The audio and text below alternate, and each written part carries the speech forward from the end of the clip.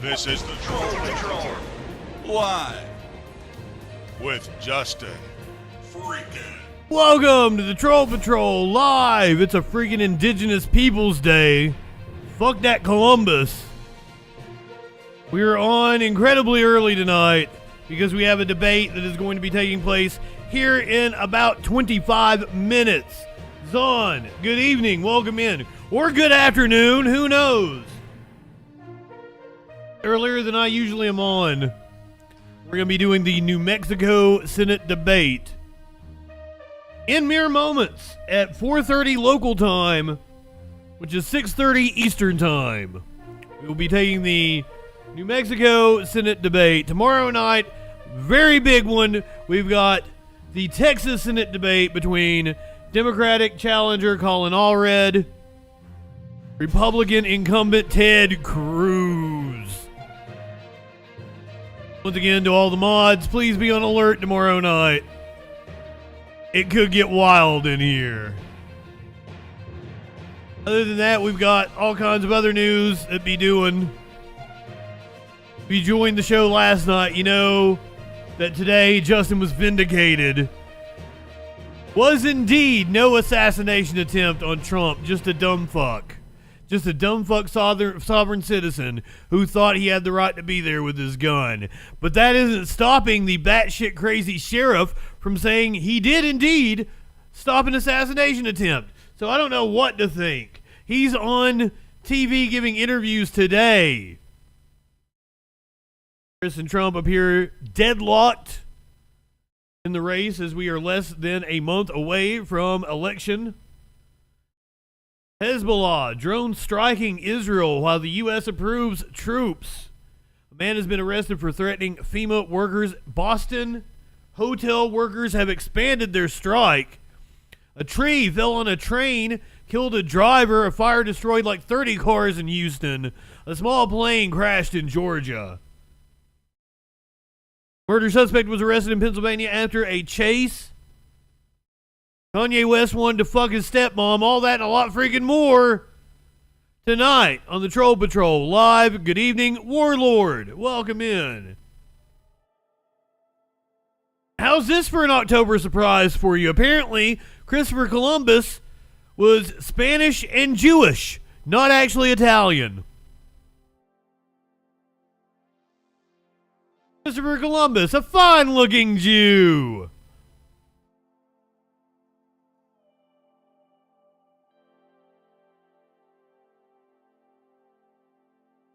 How's that for an October surprise for you, Warlord?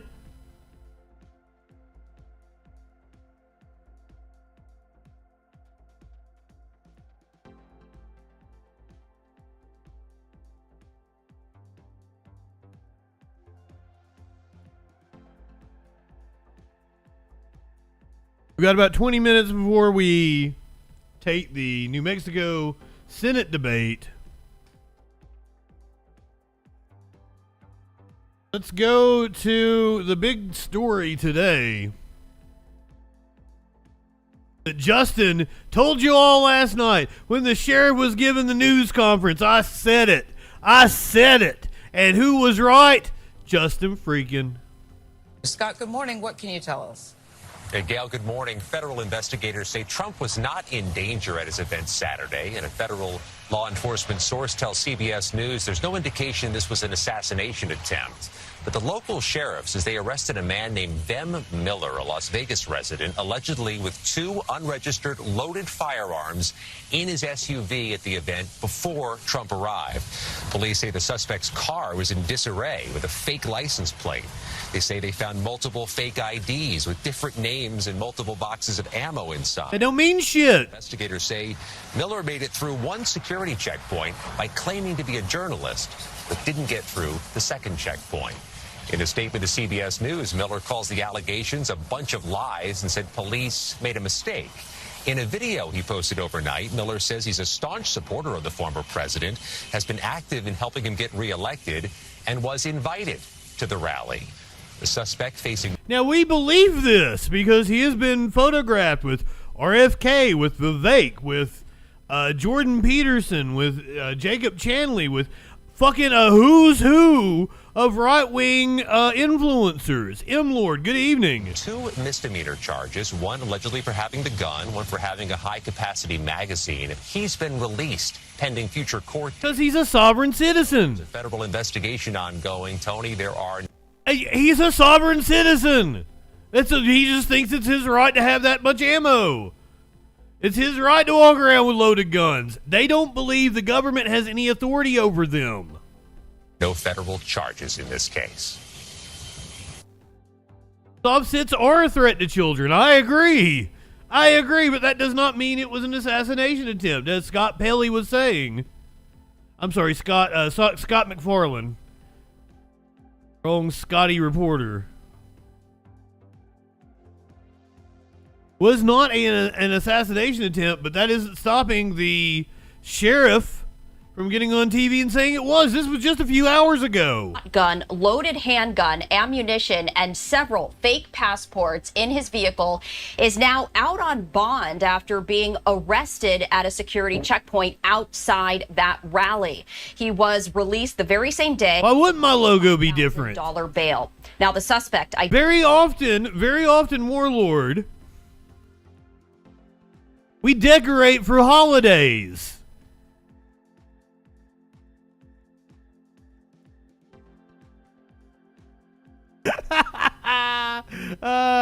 That's 2 faux pas today. Thinking the man in the New Mexico Senate race was the Republican was also a faux pas that I got called out on in Discord. It's a holiday, Warlord. We have the holiday decorations up for the holiday. Nevada man with a shotgun, loaded handgun, ammunition, and several fake passports in his vehicle is now out on bond after being arrested at a security checkpoint outside that rally. He was released the very same day on a $5,000 bail. Now, the suspect, identified as 49-year-old Vem Milmer of Las Vegas, was driving an unregistered black SUV with a homemade license plate that was stopped by deputies assigned to the rally. Miller claimed to be a journalist, but it was unclear if he had the proper credentials. Deputies noticed the inside. He does seem to be in disarray. A right-wing journalist. Then uncovered the Kelly, good evening. Ammunition, along with multiple passports and driver's licenses. With if you're just joining us, the federal agents, Secret Service say it was not an assassination attempt. Of a high-capacity magazine. The suspect says it was not an assassination attempt. He is a Trump supporter. However, you're getting ready to hear from this dumb fuck sheriff that he still thinks he stopped an assassination attempt. 2025, according to online records. I do want to bring in Riverside County Sheriff Chad Bianco to speak more on this. And Sheriff Bianco, I appreciate you taking the time to join us here on Live Now from Fox. Oh, you're welcome. Thanks for having me on. This was at 2:12 p.m. Eastern Time. The federal agents said this morning that it was not an assassination attempt. He is on this afternoon still saying he stopped. Apparently, this guy's even connected to the apparent shooter. So I do want to ask would-be shooter. This, at a statement yesterday, you were talking about the fact that you believed that Miller was going to be doing something bad. There were handguns, there was ammunition, there were passports. What do you believe he was intending to do? It's a fantastic question, and the problem with that is from the point that we stopped him from going inside, everything that was going to have to happen after is all speculation. In my mind, in law enforcement world, we have a man with multiple IDs and passports in an unregistered vehicle with a fake license plate, carrying guns, trying to get inside the inside perimeter of a Trump rally, who has had multiple assassination attempts on his life. So it's irrelevant what he... I just want to point out that this dude is apparently a member of the Oath Keepers. He was going to do inside, whether it was harm himself, harm somebody else, or harm the former president. We stopped him from doing it. We did exactly what we had hoped to do. is prevent any weapons or anyone from doing anything harmful inside. And because we did our job, we will never really know what would have happened had he got inside. And let's talk about the threats that your deputies assessed. There were firearms, there was ammunition. Beyond that, what else was it, of course, that really just registered to your deputies as we need to... He's just a right-wing gun nut. ...this out. We need to take action immediately. Well, everything all together. So originally you see a license plate that is... Says the Trump campaign invited him. He talked to him. He was cooperative. I have to give him that. The deputy said he was extremely cooperative and extremely cordial. He answered all the questions that the deputy asked, which all of those things leading up to, one leads to the next. And finding all of those together with loaded firearms of someone trying to, which are illegal in California. He's claiming that they're not in Nevada, which is irrelevant. We're in California.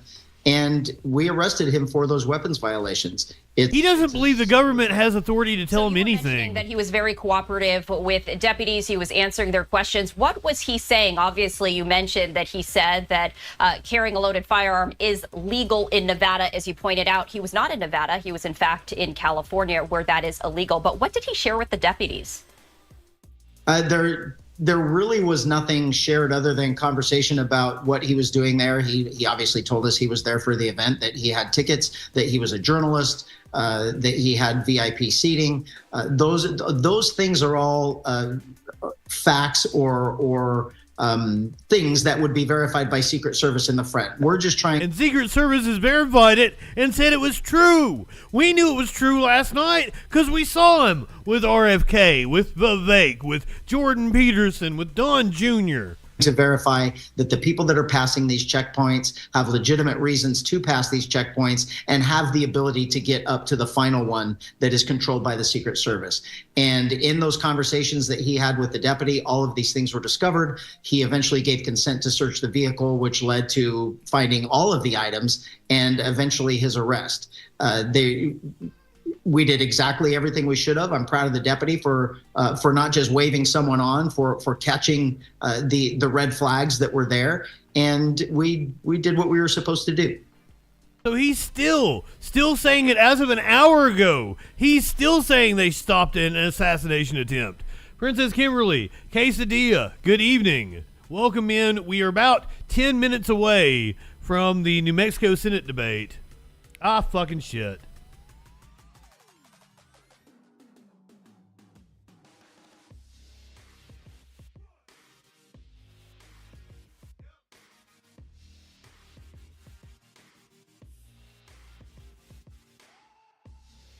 The man arrested at the Trump rally is denying the assassination plot and is threatening to sue.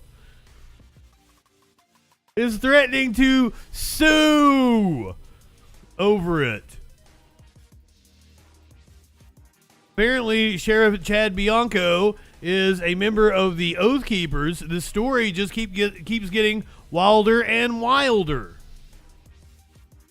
Right-wingers are morons.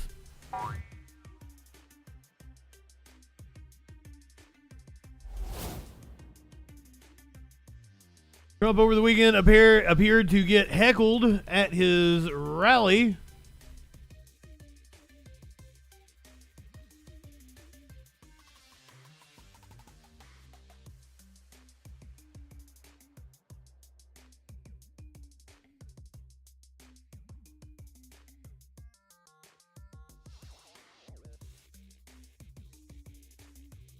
Consequence for the person who heckled him. Consequences. Back home to mommy. She goes back home to mommy. Was that you, darling? And then she gets the hell knocked out of her. Her mother's a big fan of ours. You know that, right? Her father, her mother. Now, you always have that. Huh? Suggesting violence isn't probably shocking or surprising to anybody who's paid attention. And it isn't new, but there has been this reporting about how these rallies and his rhetoric has gotten darker over this campaign and certainly in this final stretch. Yes, we read a Politico article last night. We remember those calls he made to take them out on the stretcher, basically, to advocate violence against protesters in the 2016 campaign. There weren't as many rallies in 2020 because of COVID, but I think he feels like he had rallies closed in on him, that he faces potential jail time with criminal cases. He hasn't been sentenced in New York yet. If he loses this election, then there is a good chance that he will go to prison. And so this is almost an existential battle for him to not, face, not be put in a orange jumpsuit. And so he has gotten darker, and he still feels the election was stolen, despite no evidence to that. Also, the situation with one Benjamin Netanyahu. His supporters. So even if he loses in this November, I'm sure that he will claim, hey, this was fraud, and I actually won the election, and maybe I'll come back in 2028. He's already so that's laying the groundwork for that, saying that the only way he loses if it's rigged. Let's talk about the vice president. Let's talk about the vice president. It's amazing that she is neck and neck with fucking Trump. I just don't understand. Like, Saturday Night Live made the joke, but all the pitfalls of Trump, and because they were on like a Family Feud, and Keenan was like, "How are you losing to this guy?" And Maya Rudolph as Harris just go like, "Yeah."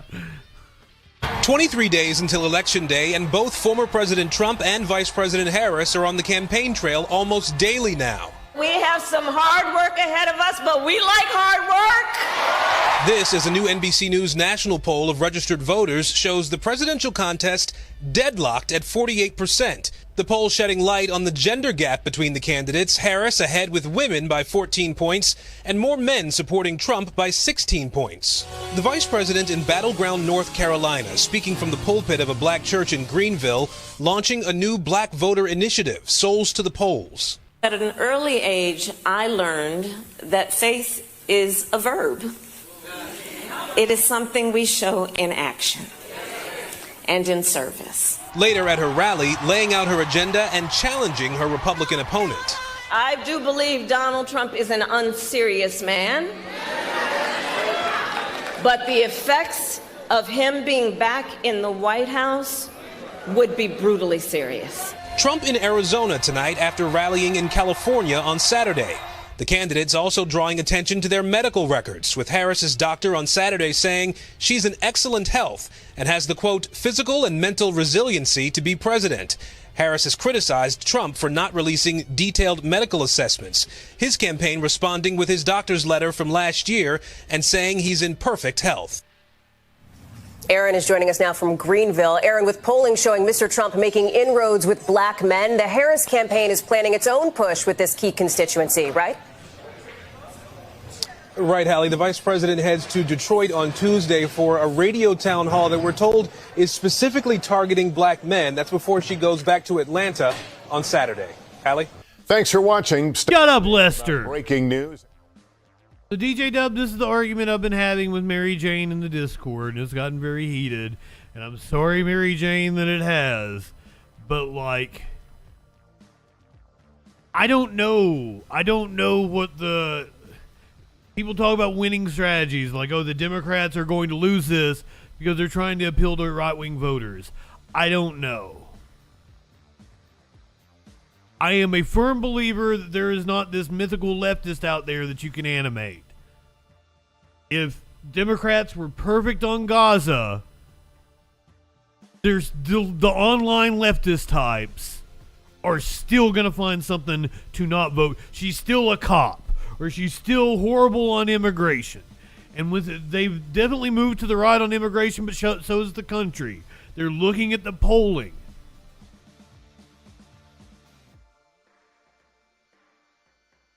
I think abortion lost Trump the election a long time ago. Also, a lot of leftists don't want to hear this, but it's not policy that animates people. It is Orange Man bad. That's been the winning strategy for Democrats, unfortunately. See, DJ Dub, see?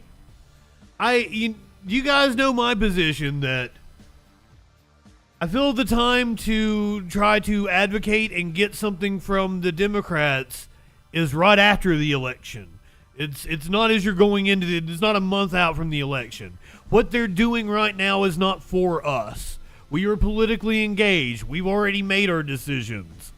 So what the campaign is doing now is to win over the elusive undecided voter.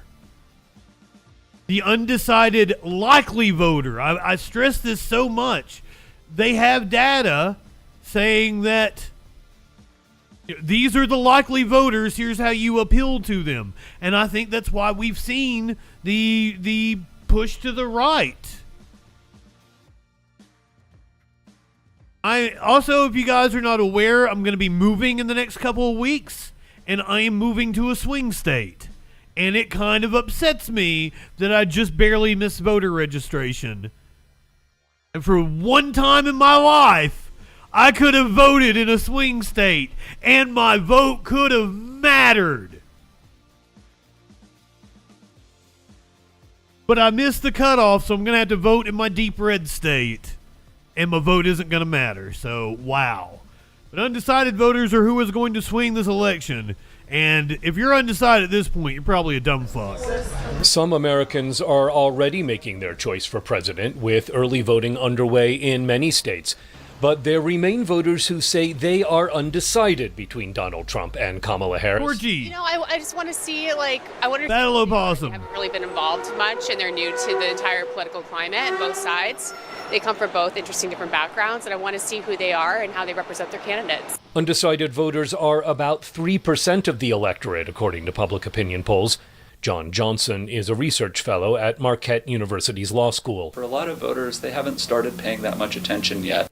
Torchy, I understand what you're saying. My vote will matter down ballot, but in terms of the presidential election, Trump won my state by like 13 points or 14 points last time. And is probably going to win it by more this time. And so I think when you come up and ask them, that's the answer they might give. Some people also in the Midwest might be reticent to tell you who they'll vote for. So there could be some of that as well. Targeted campaigning by Harris and Trump is moving some undecided voters, says University of Massachusetts political scientist Tatice Nteta. The population of the undecided voter is shrinking, and it shrinks with each day. Most people are going to make up their minds before Election Day, and what's really going to matter is going to be the on-the-ground mobilization. What did I say, 13 or 14 points? Trump won my state by 24 points in 2020. 24 points! Of the Democratic Party and the Republican Party, and in what is likely going to be an extremely close election. Trump and Harris have different challenges in convincing undecided voters, says Brookings Institution senior fellow Darrell West. He needs to reassure Americans that, one, he respects the rule of law, that he's not going to be crazy and chaotic if he becomes a president. She, on the other hand, is less experienced. She took positions a few years ago that were much more liberal than the policies that she's espousing now. So she has to reassure voters that it's the Kamala Harris of today that they're going to get as president. Trump, as the better known of the candidates, has both advantages and disadvantages when it comes to undecided voters, says Johnson. Donald Trump is a candidate running for the third time for president, so most people have strong opinions about him already. Yeah. So of that sliver of people who remain undecided, just a single-digit percentage number of people, both parties are working hard to convince them to vote. That's because those undecided voters could make the difference in close swing state races that will likely decide who wins. Scott Stearns, VOA News. DJ Dub, you know I don't like that cynicism now. Politicians will do what you want them to do. You have to pressure them to do it. They don't do it as a kindness of their heart. That's what, this idea that politicians need to earn your vote. That's not how it works. You vote for the person that you are most likely to make headway with, and then you pressure them. That's how politics work.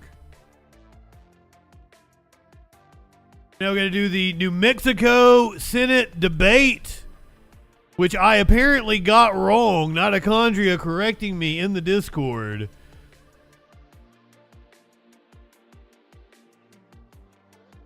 I apparently called the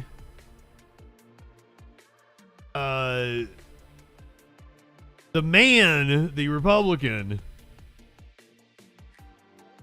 and attributed the Democratic position to the woman. So it is Martin Heinrich, the Democratic incumbent in New Mexico, debating Nella Dominici, the Republican challenger. Heinrich is the current senator from New Mexico, which is hilarious. I didn't even know who he was.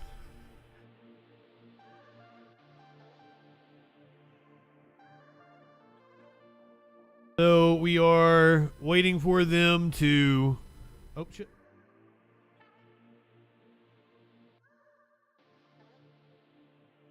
Here we go. Is the debate live? 2024 debate special.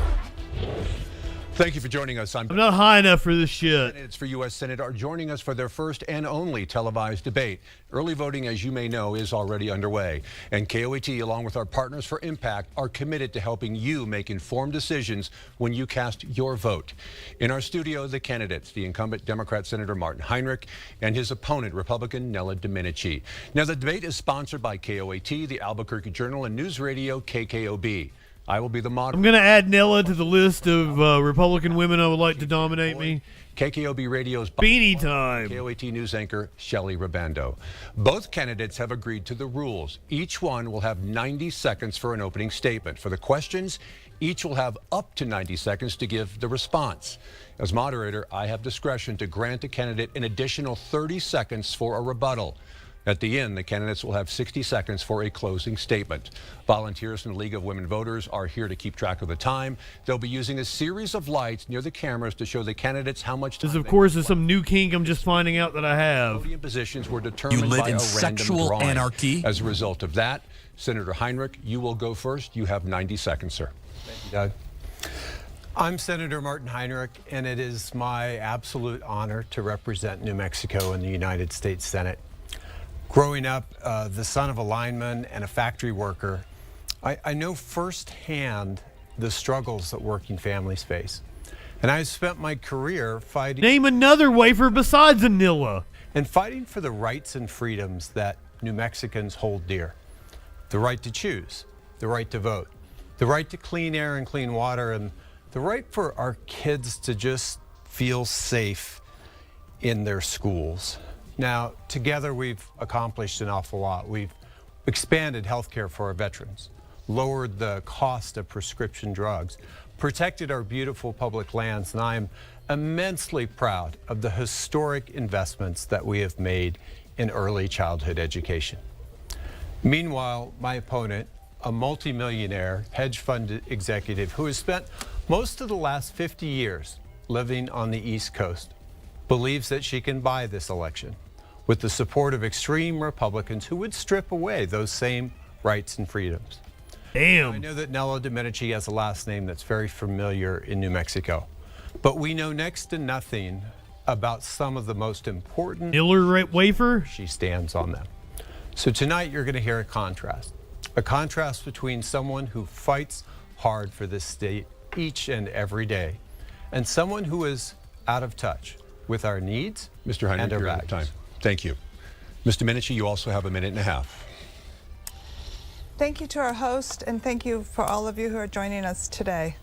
New Mexico is in a crisis. Martin Heinrich has been a leader in this state for 20 years.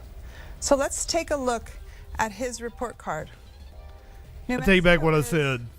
#1 in crime, #1 in drug usage, and #1 in doctors exiting our state. New Mexico is at the bottom of education, the bottom of economic development, and the bottom of child well-being. And U.S. News and World Reports, when they look at... Well, not bottom for you anymore, ma'am. ...ranks us as number 49, again at the bottom. Martin, that's your report card. and that's enough. All right, thank you. Martin is a radical progressive. He's owned by the radical progressive donors, and he's owned by radical progressive thought. And she is not good at this. Mexico needs a new leader. It needs an independent leader like me, who will stand up to our criminals, who will improve our education, who will lower your cost of living, and who will unleash New Mexico's many assets. It's my pleasure to be here, and I want to remind you, I am a Dominici, and Dominicis always put New Mexico first. All right, thank you. And our first question. Talked about assets and bottoms. Hello, thank you both for being here. The cost of pretty much everything, as we know, has gone up and continue to increase over the past few years. In the beginning, politicians on both sides blame COVID, but prices are still a top concern for New Mexicans. And the latest inflation numbers from the Bureau of Labor Statistics show inflation is still going in the wrong direction, and food prices increased yet again in September from the previous month. What would you do to address this? And please be specific. Senator Heinrich, you're first. Specific. Well, first, we should ask why we found ourselves in this position in the first place. We had broken supply chains that, as a result of COVID, really made inflation a worldwide phenomenon. And the difference between the United States and other countries is that we've been able to manage inflation back down. God, they're both terrible. This is going to be hard to get through. Around the world. A couple of years ago in 2021, inflation was sitting above 9%. Today it's at 2% and change. That's close to our historical averages, but it's important to realize that the pain, just because inflation has come down, is still there for New Mexico families. We fought hard through the Inflation Reduction Act to bring down the cost of prescription drugs, to allow Medicare to be able to negotiate for those and lower those prices, to bring down the cost of energy. We also used our fiscal policy to get inflation back in the right ballpark, but we also rebuilt our supply chains. And the Inflation Reduction Act, the CHIPS and Science Act, these have had real meaningful impacts on bringing the kind of manufacturing jobs that insulate us from inflation back to the United States, and in particular to New Mexico, where we're seeing manufacturing growing like we haven't seen in years. Ms. Domenici, your reply? We have inflation in New Mexico and in the United States of America because of the excessive spending that has occurred in the last 4 years under the Biden administration. Trillions of dollars have been approved to be spent. The key driver of inflation is when the federal government infuses too much money into the society, and that's exactly what happened. The Inflation Reduction Act did not reduce inflation. It created and caused and drove inflation up. Now, that increase in inflation was further compounded by the fact that we are not doing the best we can. I want to piss in this woman's neck pussy. Resources we have right here, and that has kept energy prices up. So a combination of excessive federal spending and lack of commitment to leverage the natural resources we have here and keep energy prices down was really a twofer, and that has caused extreme inflation. And the fact that inflation right now is 2% is almost irrelevant, because all of you know when you go to the grocery store, many of those food products are up 20, 30, 40, 50%. It's a compounding effect that grows over time and keeps going. God damn me indeed. And it could take significant amount of time to bring those prices back down. In fact, the average New Mexican's cost of living may have gone up as much as $10,000 or $11,000 per year. And you really have this administration to thank for that. Thank you. May I respond? Really wasn't a direct attack from Senator, so we're not going to allow that rebuttal. Next question is from Dan Boyd in the Albuquerque Journal. Can I interrupt for a minute? Even the moderators. Speak a little louder because I have a little trouble hearing. Hello, this question is for both candidates. Oh, this is such a 2022 New Mexico. I don't want to call it a train wreck. Train wrecks are fun. With 50.3 overdose deaths per 100,000 people. Paint drying. Federal government play in reducing overdose deaths. Ms. Domenici, you go first. So I spent an entire shift with a sergeant of the Albuquerque Police Force learning what it's like to live and work in what's really called the war zone. AGAB to you too. National zone, but it's a war zone. It's 4x4 miles. Everyone there is completely stoned on fentanyl.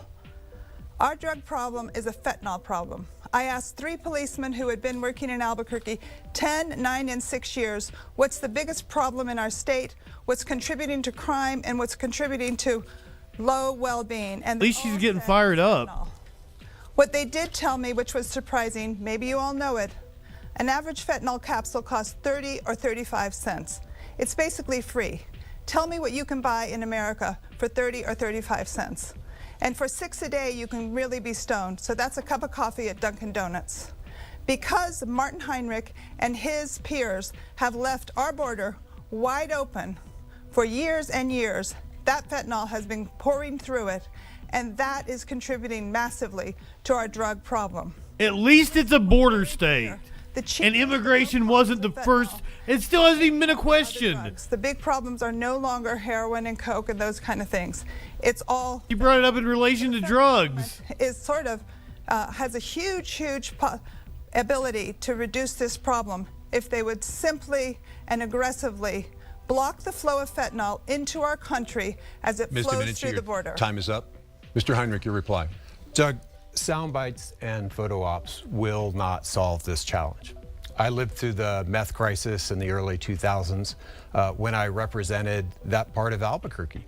It took us years to get on top of that horrible drug outbreak, but we did it, and we did it by working with local law enforcement, the same way that I do now.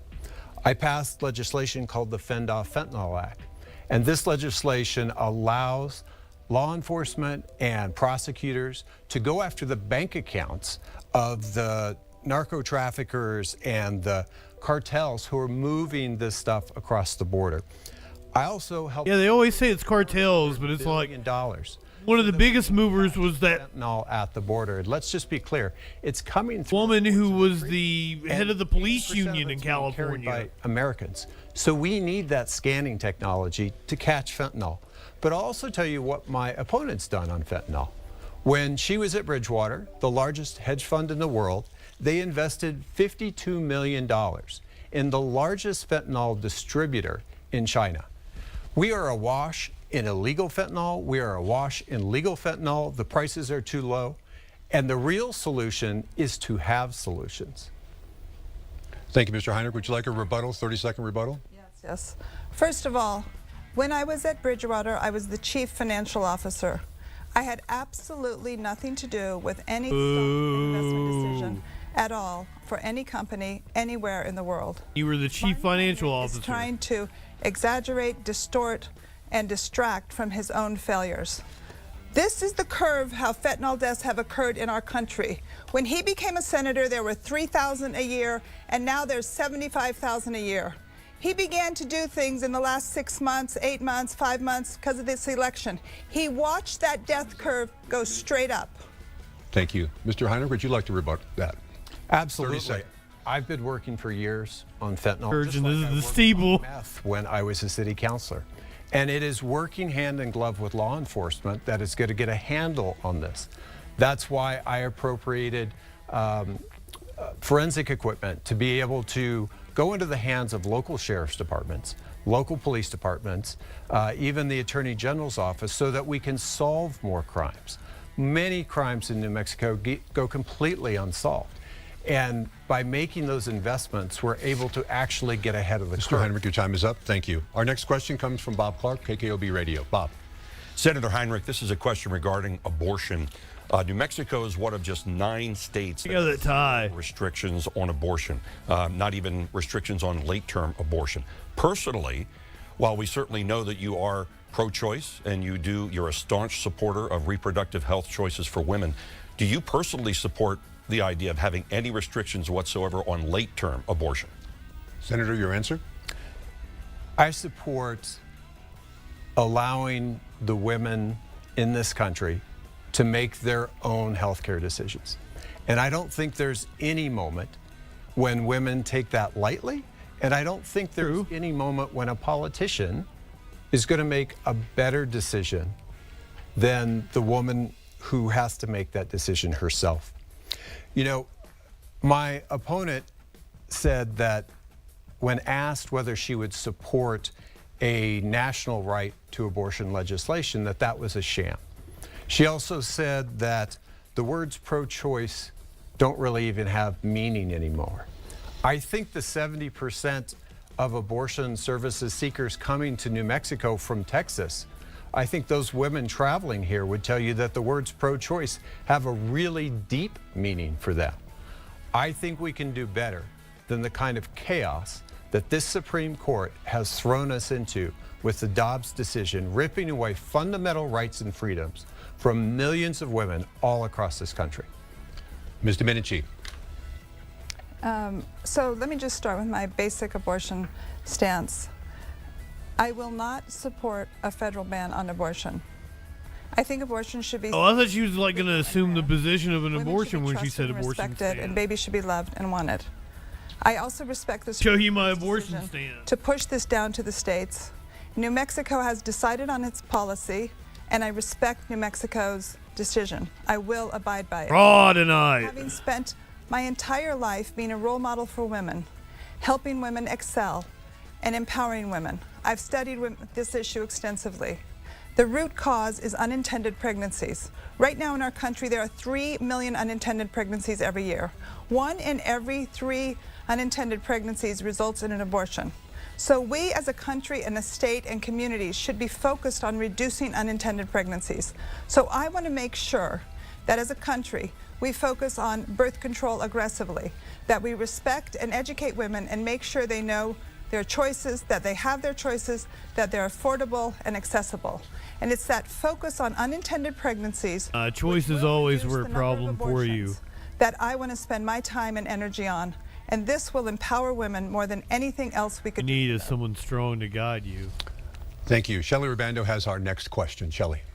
This is for Ms. Domenici. You said you would not support a national abortion ban as a senator, but would you support a bill that would guarantee abortion rights nationally? So, as I said, my policy is I will not support a federal ban. And I will aggressively focus on unintended pregnancies, preventing births from occurring, preventing pregnancies from occurring.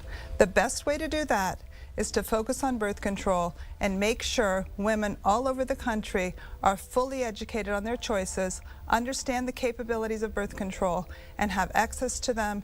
They're affordable and achievable. Mr. Heinrich.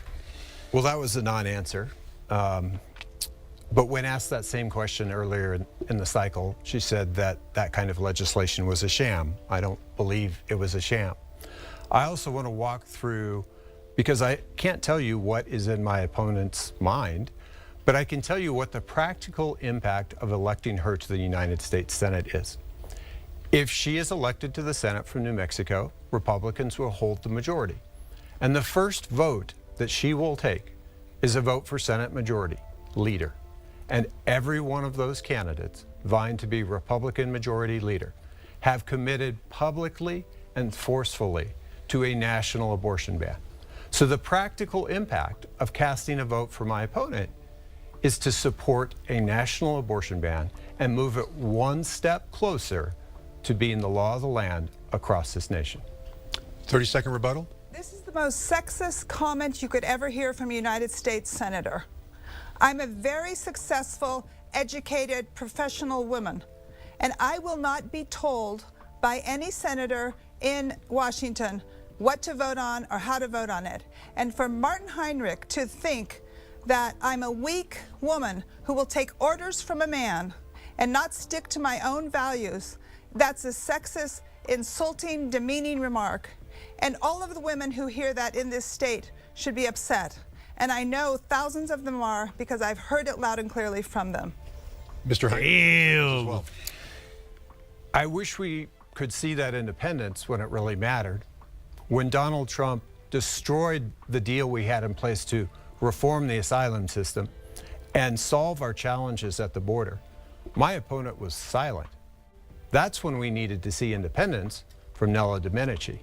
So I don't know when you get to pick and choose, but it's not a hypothetical that you're going to be choosing between a John Cornyn and a John Thune, both of whom are enthusiastic supporters of a national abortion ban. Mr. Heinrich, your time is up. Thank you.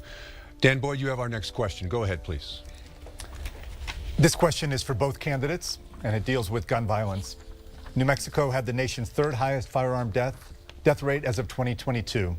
What do you think is driving the gun violence in the state? And would you support reinstating a federal assault weapons ban to address it? Senator Heinrich? First, I want to say a little bit about my perspective on this because I grew up with firearms. Many of my He's a gun owner. Life experiences, many of my best memories have been made with family members with firearms. But I've had to live through my kids going through active shooter drills ad nauseum, or not being able to pick up my kids from school here at APS because they're under lockdown. We need to do something about that. I was part of a group who passed the first gun safety bill in 30 years. It was a compromise measure, Democrats and Republicans coming together. Two of the provisions I wrote in that deal with straw purchases and the trafficking of firearms. Those are both law enforcement provisions that you can actually use now when someone buys for someone who's committed crimes, is a domestic abuser. You can now prosecute that. You can prosecute it when we export guns to our neighbors like Mexico and Central America. We are awash in guns in this country, and sometimes it's just the guns, and I think we need to get a handle on that. I have legislation to effectively regulate AR-15s and assault rifles. It's a little different than the traditional assault weapons ban. I think it's more defensible in the Supreme Court, and I think it is getting more and more attention from my colleagues each and every day. Ms. Dominici. No, I want to hear what your college has to say. So a week or so ago, as I traveled around the state, I was in southern New Mexico in a small town called Chaparral. I gave my speech to 30 or 40 highly interested visitors, and there were there's two a women movie in in the back there. who were desperately waiting to meet with me. Yes, I encourage my viewers to Of drugs. course, I made time for them. They expressed to me their serious, fearful concern that their high school All viewers should drugs. were going to school every day with kids who had guns. Not only guns, cartel guns. They proceeded to show me photos that were on all sorts of social media with their classmates of their sons holding guns that actually had the label of cartels written on them. What? Then they proceeded to explain to me that these guns were not only rampant in high school, they were also rampant in middle school. Wait a minute. We got fifth graders with Glocks. Via gangs over the border. So as we think about our Flashing gangs in America, we need to get back to the border and make sure our border is tightly controlled and secure, unlike what the radical progressives, Martin Heinrich, have been doing for many, many years. Those borders are not only letting in fentanyl, not only letting in criminals, but they're letting guns flow through. Now, if you want to shift or focus now, double click on schools. Double click. Time is up. I apologize. Mr. Heinrich. You don't have to import guns from a cartel to have guns in schools in this state. Unfortunately, it's all too easy to go out and buy guns all across. At least I'm getting enjoyment out of this. And if you're 18 years old, you can It is not because of the personality of the candidate. There's very little. In the past, there was very little impact if you were somebody who bought a legal gun, and then you gave it to someone who committed a crime. Oh hell, I'd join in. To actually be able to prosecute that. Time is up. There was not a direct attack there, Mr. Dominici. I'm sorry. Bob Clark has our next question. Bob. Shut her down. If you were to become the next U.S. Senator for New Mexico, but the Harris-Walz ticket won the White House, how would you work with them to advance the goals for the state of New Mexico?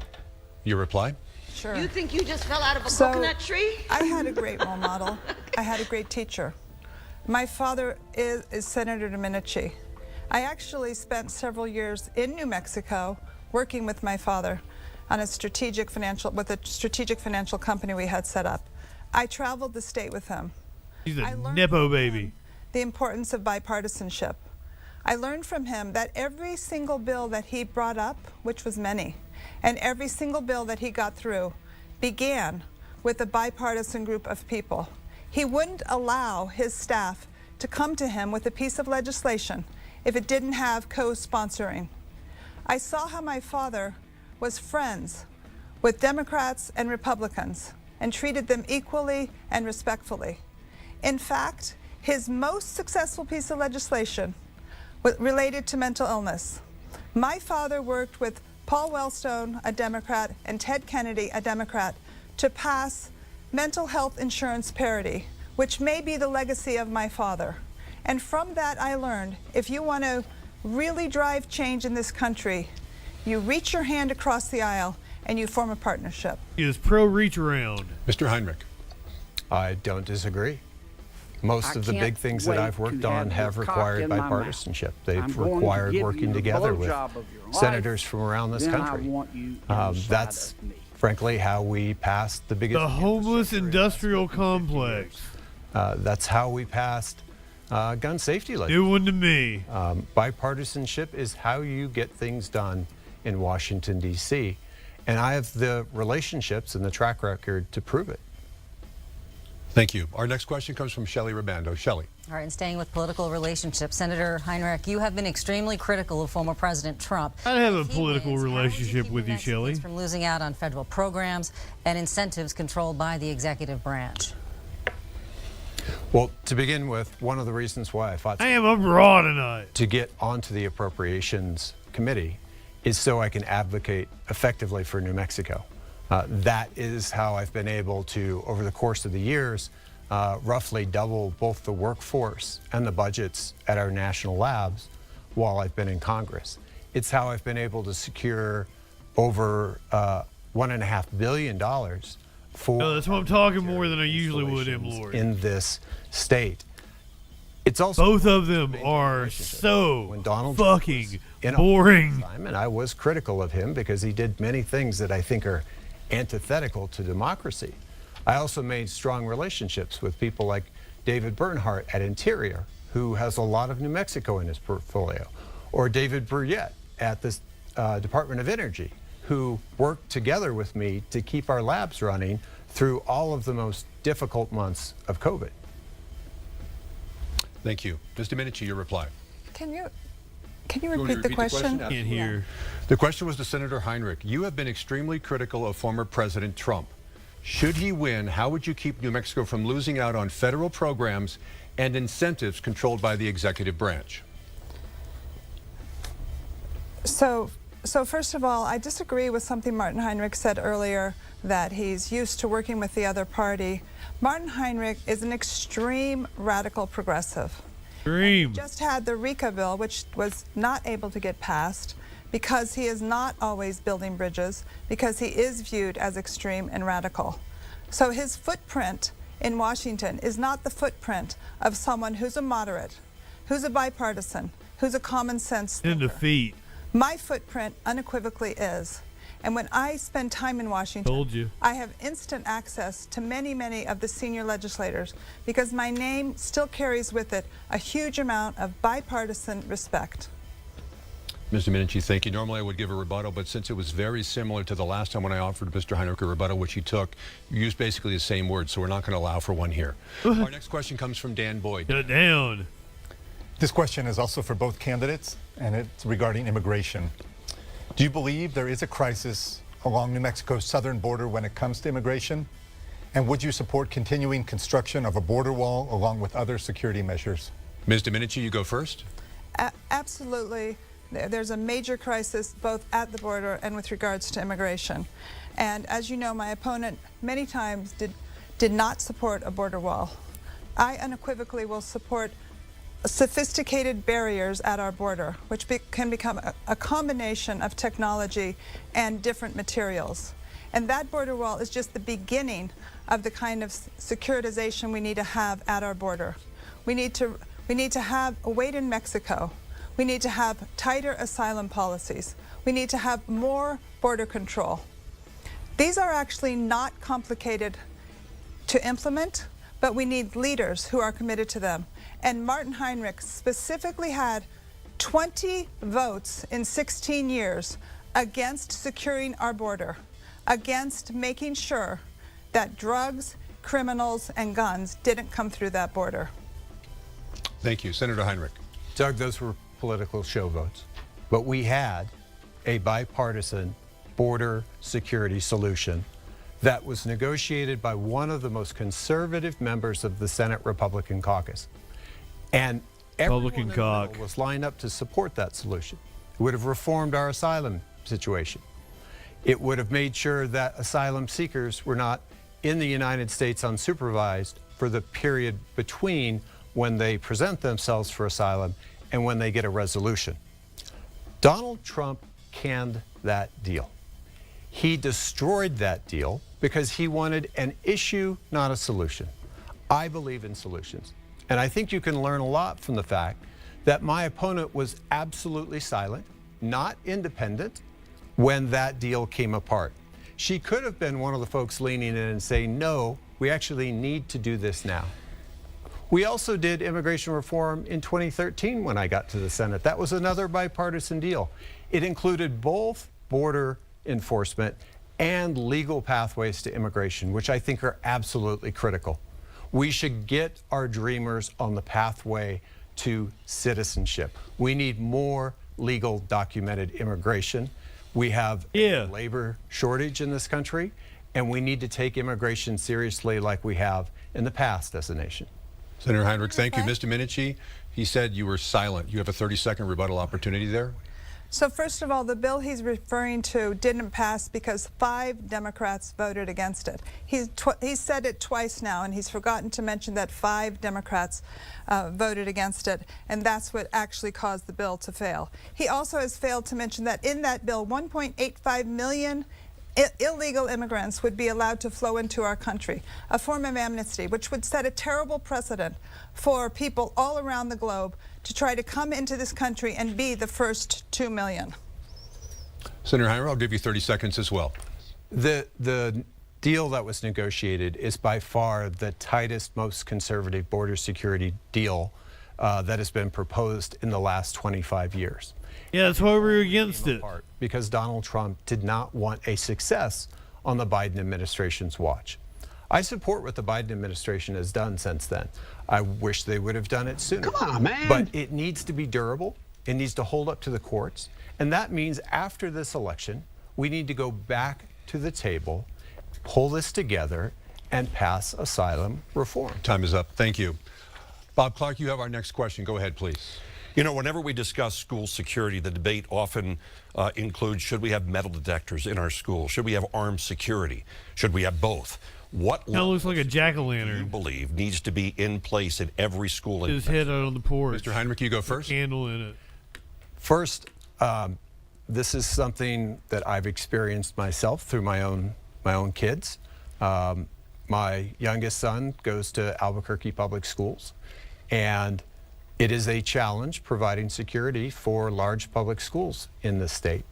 I support making sure that those schools are safe, having officers that help with that process, but also having the kind of community-based schools where you know where your challenges are coming from, so that you know and you have the intelligence when someone brings a weapon to school.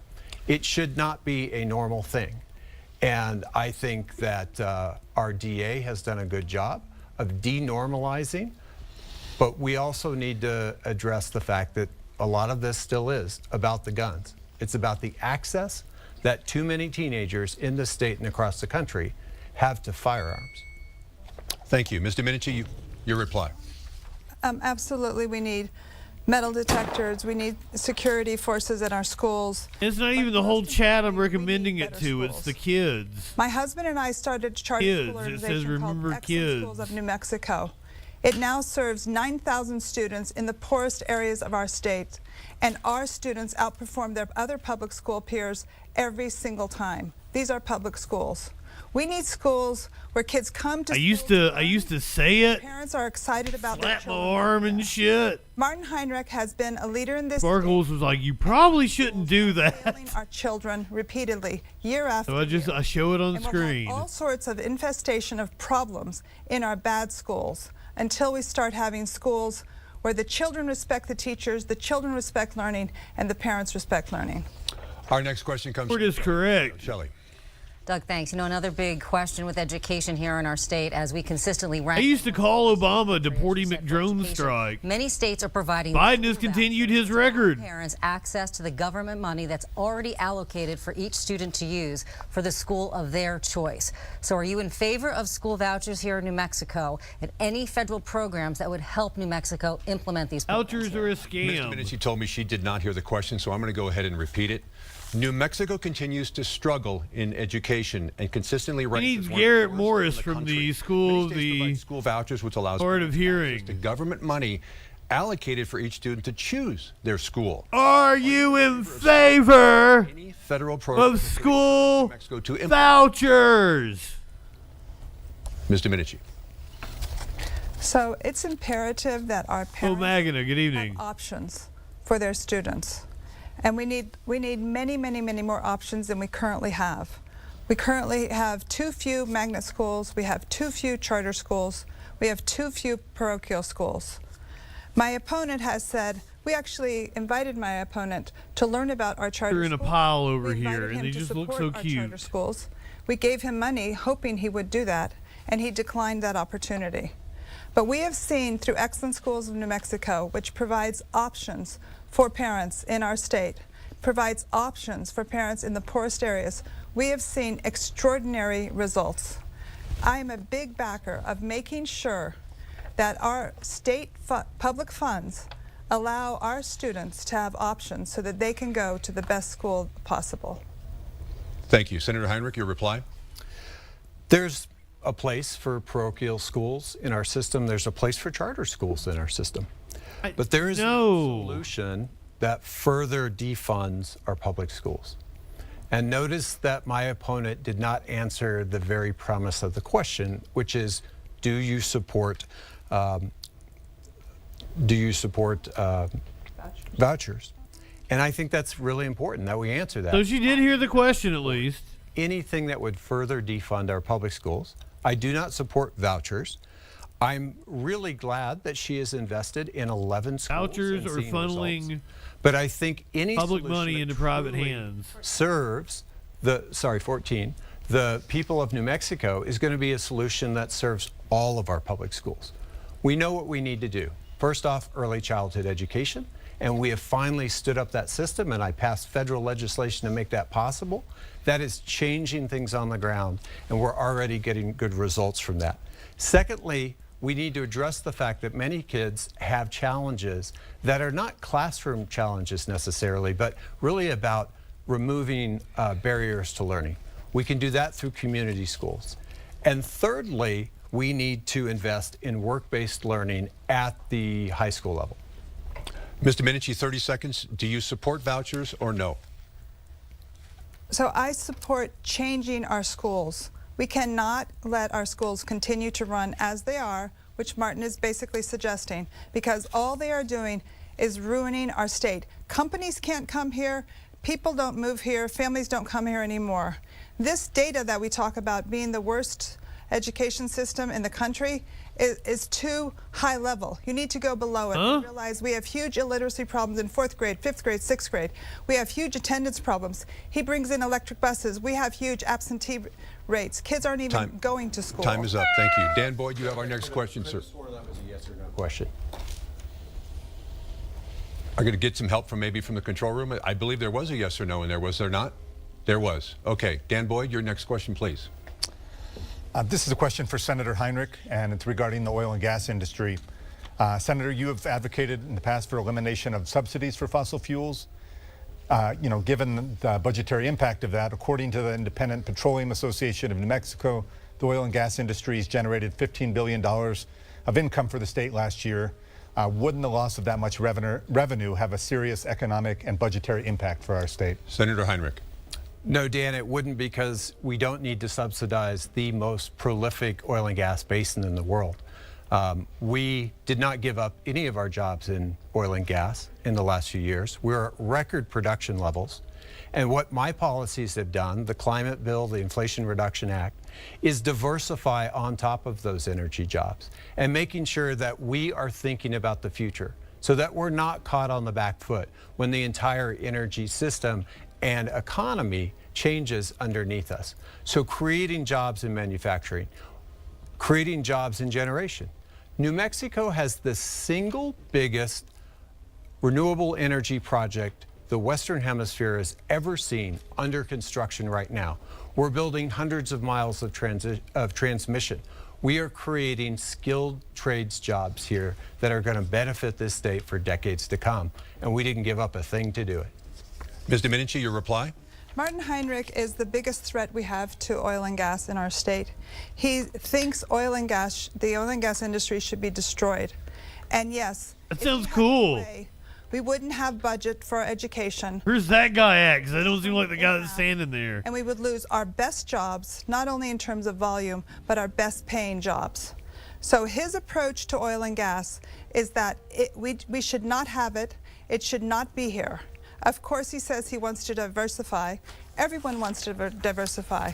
But we should have a robust oil and gas industry, not only supporting our state and our jobs and our education, but supporting America's goal to be the leader of the free world. If we are not an energy independent country, we cannot be the leader of the free world, and we will be at mercy. You must love Biden, ma'am. And right now, in fact, as the world experiences several serious, dangerous wars, as we're on the cusp of a possible World War III, we need to be energy independent. We need to be the leader of the free world. And Martin Heinrich and people like him are what's making that impossible. Senator Heinrich, 30 seconds. That's just simply not true. I actually negotiated the deal where we allowed for natural gas exports for the first time. And we were able to both do that so that we could help our allies in Western Europe and simultaneously create hundreds of thousands of new jobs in clean energy. That's leadership. Are we energy independent? Produce more oil and natural gas. We are the leader of the free world. Are we energy independent? Any country in the history of the world. Our next question, we're going to move on right now. Our next question comes from Bob Clark. Bob.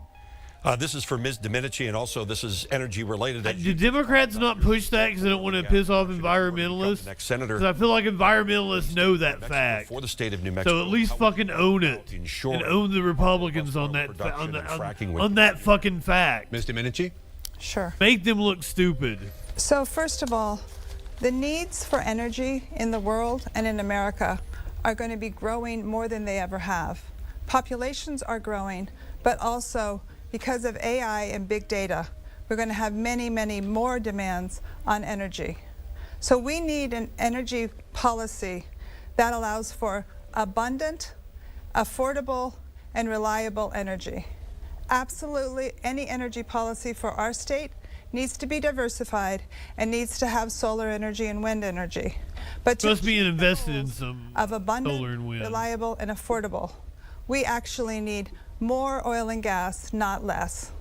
So right now, what we have going on is an overt and a subtle kind of effort to make it hard for the oil and gas companies.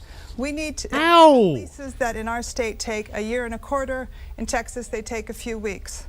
We have all sorts of regulations where we're constantly fining.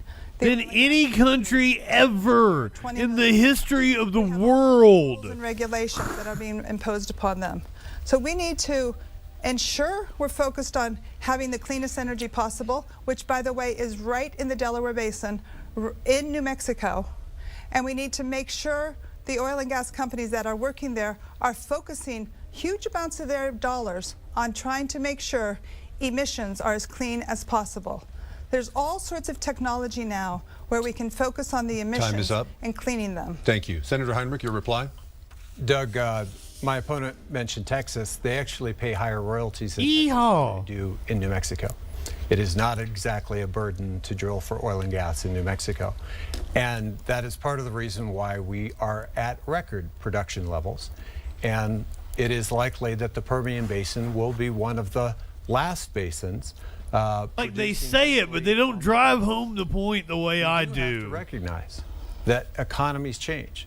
And the states that thought they could just hold off that change, places like West Virginia, places like Kentucky, they suffered for it because they didn't diversify their economies ahead of time. I am committed to that diversification, and I am committed to making decisions that are consistent with our climate, which gets warmer and hotter every single year. We see the Rio Grande drying on a more regular basis. It's a burden on our farmers, but on top finally of that, kind of feels like fall. On everyone's home insurance because it's at least where I am expensive because of these climate disasters like we've seen in Florida. All right, thank you. Our next question comes from KOET anchor Shelley Ribando. Shelley. Right now, as you know, so many people in Ruidoso are still awaiting help from FEMA after the devastating wildfires that happened. And we just saw the impact of Hurricane Helene in Milton. According to the most recent National Climate Assessment, I've got some FEMA stories for inflation, the U.S. experienced $1 billion natural disaster every 4 months back in the 80s.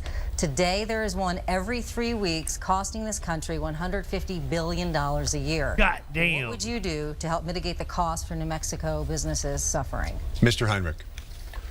We won't be able to mitigate that as effectively if we don't embrace the fact that climate change is real and we have to lead our way out of these challenges. I don't know what we do about it at this point. Ignoring the impact that these climate disasters, like the two that just happened in Florida, the many that have happened in New Mexico in recent years, the fires all across. I think I'm just giving into it. I'm riding the bomb. What it's doing is it's creating a tax in the Dr. Strangelove you pay through your home insurance. Yeehaw! It's getting harder and harder to even. I'm the last generation that will live comfortably. In many forested states, in New Mexico, in California. Maybe one more after me. We're only going to be able to solve this if we lead our way out of it. And that means coming up with new pollution-free solutions for all it, let's party. Traditionally done with fossil fuels. Ms. Domenici, your reply? Sure. So first of all, my heart goes out to all of the people on the I don't think humans are going to die off. Like, who've been victims. Some will survive in the last few weeks. And equally, it goes out to all the families in Ruidoso who are still suffering from that fire. Absolutely, I think we both agree that we should strive for as clean of air and water as possible, that we should have diversified sources of energy supporting our state and our Get that runaway greenhouse effect. It will kill everything off. These environmental rules go haywire, and they actually at some point in time, it gets out of control and so becomes a feedback loop. Many experts think that Ruidoso fire actually got worse and really exploded and grew exponentially because of Democrats. The forest wasn't being treated right. There was no thinning going on in that forest. There was no reduction of dead branches and dead wood in that forest. There was no logging. Break the forest. And people think that was occurring to protect something like the spotted owl. And so sometimes some of our rules, again, are not balanced. They're not prioritized right. And that is the problem with the radical progressives. They don't have the right. They need to have controlled burns and shit and we chose the spotted get rid owl of that. Over thousands and thousands of families who now are living in shacks on mudslides. I'll tell you who knows how to do that shit. Our next question comes from Dan Boyd. Dan, go ahead, please. Give our forests over to the natives. Candidates, and it has to do with social media. They know what to do with it. Social media companies are facing accusations of harming society in various ways. That includes helping spread misinformation on important topics, trying to make it easy to influence elections, and of making it easy for sexual predators. Well, some of them do. Some of them are dumbasses just like everybody else, What protections would you support while still preserving First Amendment freedoms? Ms. Domenici, you go first. Sure. So, as someone who cares deeply about mental health, stereotype Native Americans, the topic you can have them come social out here and do like a is fucking of rain deep dance concern for to you. me. We know, it's been proven now, we've all seen it, that Cancel social media Justin. contributes significantly to many types of mental illness. And we even know, for example, with our young women, it contributes to eating disorders. We know it contributes to suicide depression. I was just with a father of a son who's no longer living because during COVID he was forced by the schools in our state to stay home, a failure, and he was forced to just be on his computer all the time, and he committed suicide in his senior year of high school. So I do think we need to Ironic fairy nightmare dame. Hell yeah, light one up, tip one back. where they start to limit access to social media. At a minimum, many schools are limiting children from bringing in their cell phones in first and second and third grade.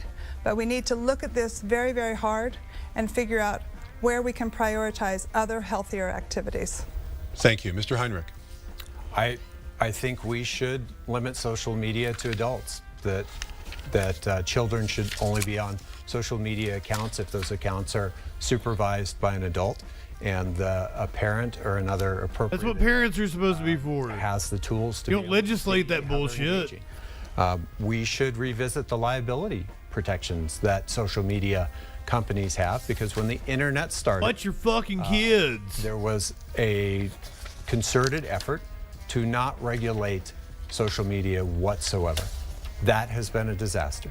That has led to many, many teenagers being deeply and negatively impacted by social media, through bullying, through many other vectors. I feel like it's not the teenagers that are that policy, and I think getting the brunt of it. Here, that lesson is there should people that go down the conspiracy theory rabbit holes. If we don't do the same thing for artificial intelligence, we're going to find ourselves in a similar position in 10 years with respect to artificial intelligence that we have found ourselves with respect to social media.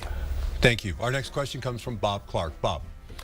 Both of you Hey, Bob. have accused each other of being out of touch with New Mexico. Senator Heinrich, in some of your ads, you've talked about, despite the fact that Nelda Domenici's been born and raised. Put a white robe on him and hang him on your porch. Outside of the state. Use him as He a doesn't ghost. really know New Mexico anymore. And Ms. Domenici, you've said that Martin Halloween decorating ideas with Justin Freakin. with New Mexico. We're going to give you a chance, both of you, to respond to those accusations. Mr. Heinrich, you go first. Thank you for the question. My house is in Albuquerque. Welcome, bitch patty. I love this city. I love this state. My wife works in Santa Fe. My oldest son goes to the University of New Mexico and is a proud Lobo. My youngest son is in Albuquerque Public Schools in his senior year. I'm not sure I could get any more rooted in that. I fly back and forth almost every single weekend because I want to be with my family. And I want to, because he takes climate change seriously, people of this state, and it allows me the opportunity to do that. So I ran for this job knowing full well it was in Washington, D.C. That is not my natural habitat. You wouldn't have to convince me to come home.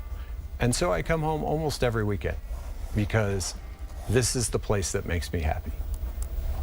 Thank you, Senator. Ms. Domenici? Sure. So as I've traveled around the state, many places in the state I've been to 2 or 3 times. For example, I was in Ruidoso before the fire and after the fire. It's so boring. Around the state. God, it's almost over. Without bringing up the question, I am constantly told Martin Heinrich hasn't been here for 3 years, for 5 years, for 7 years. I have CEOs, I could give you an entire list of them, CEOs who said, yes, give us the list. With Martin Heinrich. Tell them to get against the wall. So being out of touch with New Mexicans. We want your list of CEOs, ma'am. About where your home is, or where you fly to, or where your children go to school. It's a function of really wanting to deeply, deeply understand all our community, all our different industries, all our different segments of our state. With regards to myself, it's important that Martin has made this accusation that I haven't been here for 50 years, which is completely unequivocally false. As I mentioned earlier, I had a company with my father for several years. My husband and I have started the leading charter school program in this state. Yes, ma'am, already didn't like you. We've been involved in many, many other charities. We've owned a home in Santa Fe for 20 years. Right here in Albuquerque, I advise one of the most important companies, Rio Grande Jewelers, on how to get a partner so they could grow. And guess who was their partner? Be honest, everything I know about New Mexico, I know from Breaking Bad. Invested here in this state. Time is up. Thank you. Mr. Heinrich. Better Call Saul as well. First off, I think we may have different priorities because most of the time when I'm home, I'm meeting with regular New Mexicans, not lists of CEOs. I can understand my good one. opponent's perspective is different because he knew she was rattled. You Like she took an uppercut in a fight. I'm here meeting with people all the time. I would ask my opponent, when was the first time you voted in New Mexico? And while we're on that subject, who are you going to vote for President of the United States so that your potential constituents know what they're in for? If you'll give me 90 seconds, I'll answer that question. 30-second rebuttal. Are you Let's hear it. First of all? Yeah. Okay, Who 30 are you gonna seconds. vote for president? 30 seconds. So my decision on the presidential election is focused extensively on policies. As I mentioned before, I'm an independent thinker, so I could never vote for Kamala Harris. I disagree with her policies on oil and gas, crime, border, excess spending. Crime, lowest it's ever been. And as a result, I also agree with many of the policies of Donald Trump. And I will be voting for our nominee. The last 4 years under his leadership were much, much better than the recent 4 years have been. Time is up. Thank you. It is now time for each candidate to give their closing statement. As a result of the drawing, Ms. Domenici, you go first. You have 1 minute. Okay, thank you. Thank you all for joining us here this afternoon. I'm sure it's been valuable for you to hear all of Martin Heinrich's different views. Yeah, they had it at 4:30. He's put a lot Is of New Mexico's population like all over 70? Results matter. And the report card I presented to They had the Senate debate at 4:30 in the afternoon. Our state is failing. His report card is an F, and we all live that report card. I had to come on 2 hours early to cover this Put shit. gas in our cars. We live it when we help our neighbor's son who has fentanyl. We live it when we can't get our grandmother into the hospital. So we need new leadership in this state. I'm ready to be that leader. I ask for your vote, and I ask to lock elbows with you as we bring a new day to New Mexico. Senator Heinrich, you also have 1 minute. Doug, as I shared tonight, this election is about more than just policy differences. It's about what kind of country do we want our children to inherit. And I have spent my entire career fighting for the rights and freedoms that New Mexico. You gotta fight. That includes the right to choose and the right to access the ballot box. It means the right for you to be able to feel safe in your own community. And I also believe that if you work hard for a living, you should be able to have the kind of job that you can actually build a family around, to save and to plan and to get ahead.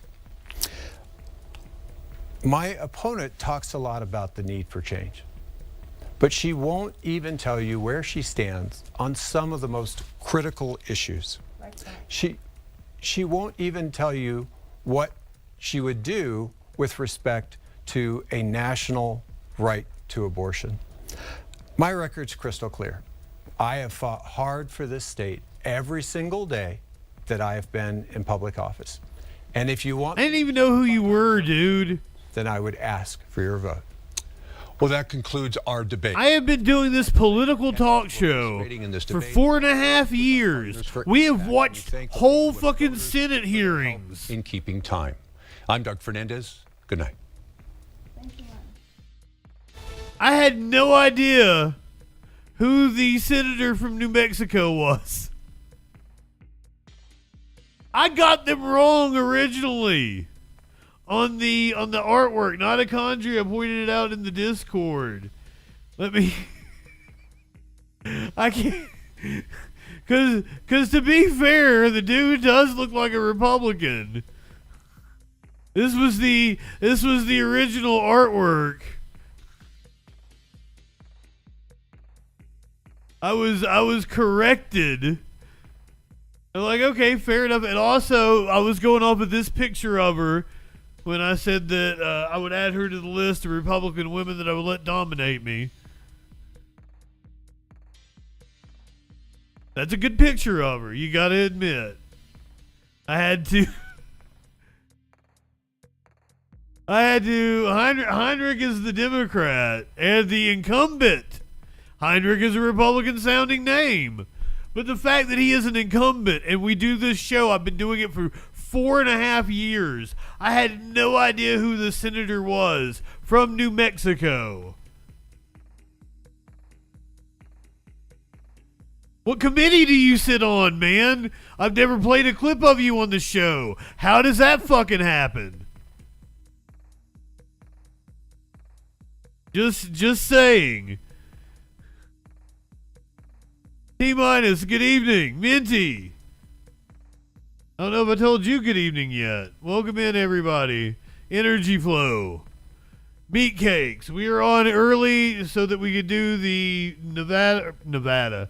New Mexico. That's how forgettable the fucking state is. We just did the New Mexico Senate debate. Tomorrow night is a big one. We've got the Texas Senate debate between Colin Allred, the Democratic challenger, Ted Cruz, the Republican incumbent. We also have the New Jersey Senate debate tomorrow night between Andy Kim and Curtis Bashaw. Curtis Bashaw had a medical episode in the last debate and he did a Mitch McConnell. Will it happen again? We've also got the Nevada Senate debate on Thursday between Jackie Rosen and Sam Brown. Jackie Rosen, the Democrat. That is a pivotal seat for Democrats. On Thursday as well, we got the Washington Senate debate between Maria Cantwell and Raul Garcia.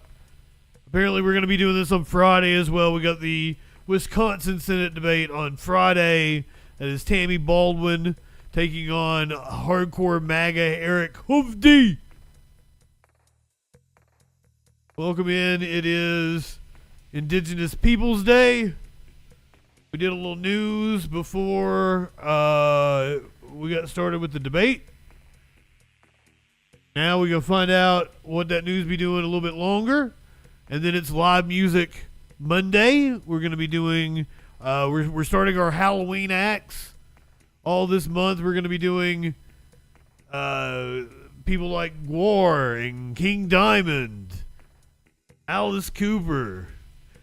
Tonight we are doing, because he's in the news, we're doing Marilyn Manson and Kiss. Tonight's live music Monday is Marilyn Manson and Kiss on Twitch directly after the Troll Patrol Live, after we find out what that news be doing. I got all kinds of crazy shit going on. We're going to go ahead and we hit the content warning. We're going to have to find out what that Israel be doing. Hezbollah drone striking Israel. A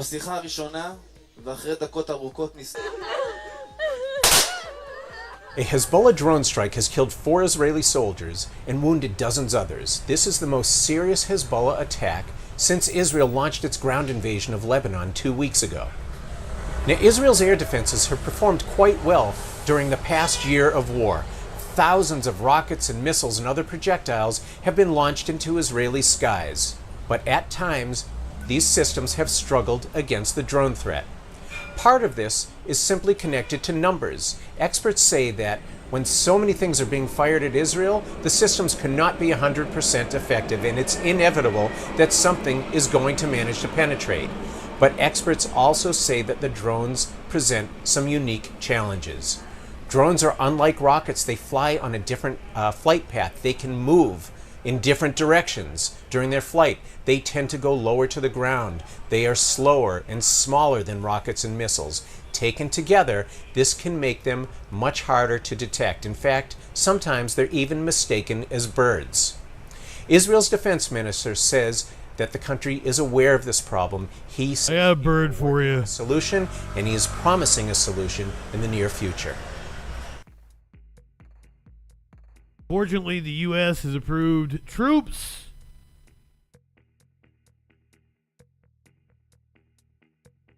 more weapons to go to Israel.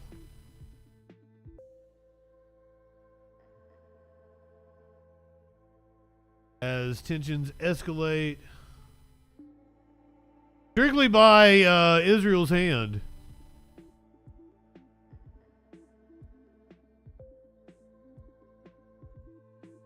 I really hate YouTube. It changed its shit again.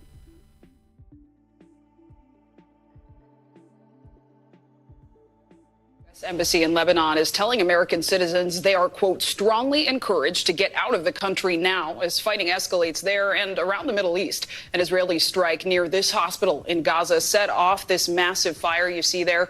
Local health officials say 3 people died and 40 others were injured. Israel. I like how we just gloss over the fact it was an Israeli strike on a hospital.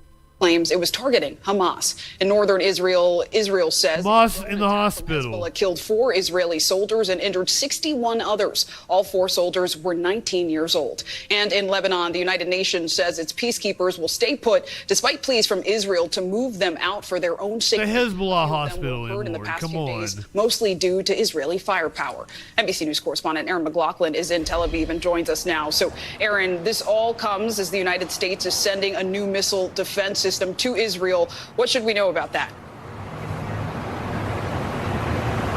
Yeah, that's right, Sinclair. It's called the THAAD missile defense system, and it's seen as a significant move here in the region. It's a sophisticated system. It also requires American boots on ground, about 100 of them, to operate. I was speaking to a former Israeli commander. He used to lead Israel's air defense about the significance of the THAAD system arriving here and the fact that it was being deployed ahead of Israel's retaliatory strike that's widely expected and promised to happen in the wake of Iran's missile attack some 14 days ago. I asked him about the significance of the timing, when the system could expected to be installed and arrived.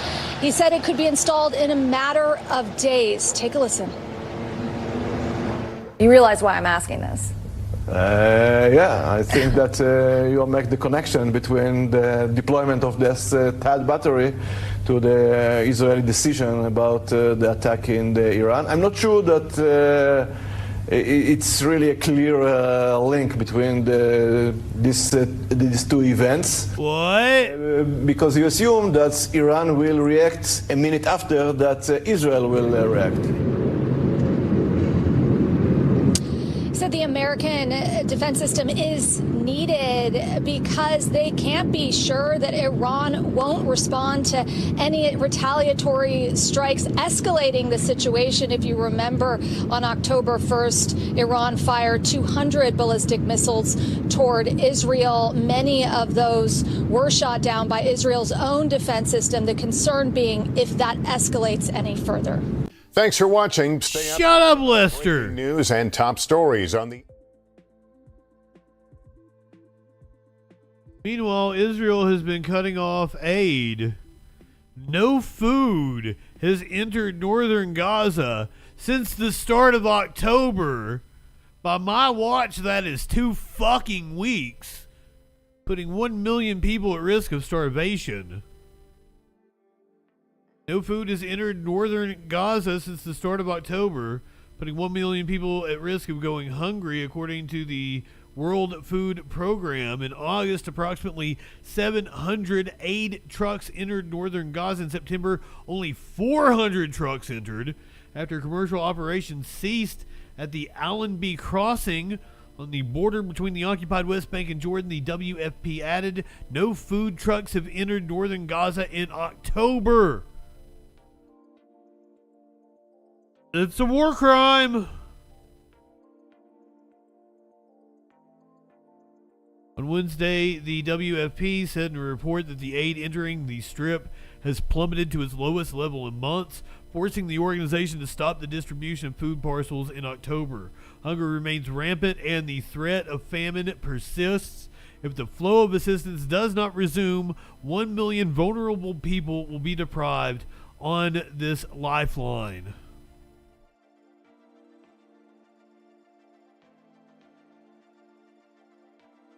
They got no food. They got no hospitals. It is disgusting. People taking the stand here. 200 people arrested outside of the New York City Stock Exchange. More than 200 people were arrested today at a demonstration against the U.S. sending aid to Kanye wasn't at Jason's Society last night. Morning, as the Pentagon announced it is shipping American troops and a new missile system to Israel. Responders had to. But I think he was just like watching somebody. I probably wouldn't have raided into him if I knew, like, it doesn't pop up for me. So, like, there's a little button I gotta press in order to see the stream. I should probably do that. Because that's like the second time in a row I've raided into people and they weren't there. I want you guys to have somebody to interact with. I want there to be.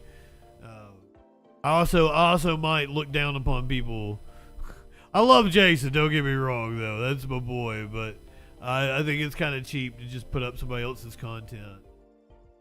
That's just me. Don't tell him I said that, though. But when he's there, when he's live, he's good. He's my boy. He's my boy. More than 200 people were arrested today at a demonstration against the U.S. sending aid to Israel. This happened on Wall Street this morning as the Pentagon announced it is shipping American troops and a new missile system to Israel. Responders had to bring out bolt cutters as some people chained doors and locked themselves to a fence. Lisa Rosner was at the demonstration all day today and is here with the latest. Lisa. Well, Christina Maurice, I was there as the NYPD arrested people. The NYPD says 206 people arrested after they made their way inside a security fence at the entrance to the New York Stock Exchange. This comes as the war is intensifying in the Middle East. At least 200 people made it inside the New York Stock Exchange security fence Monday morning, some chaining themselves. Jews for Palestinian freedom. Handcuffing and carrying some of them away one by one. The organizing group, Jewish Voice for Peace, estimates around 500 people like this 82-year-old woman were part of the sit-in. A lot of our resources are going to war. Jews have a long tradition of opposing war. I believe in that. We refuse for our government to continue doing this, using our tax dollars while our country is suffering from climate disaster, from lack of health care. A group also had flags opposing the demonstration. U.S. can do whatever it wants. If it wants to stand on the right side of history, it can do so. Israel has the right to defend itself. There was a ceasefire October 6th. Hamas decided to violate it. This comes as the U.S. deploys around 100 troops to operate one of America's most advanced anti-ballistic missile systems.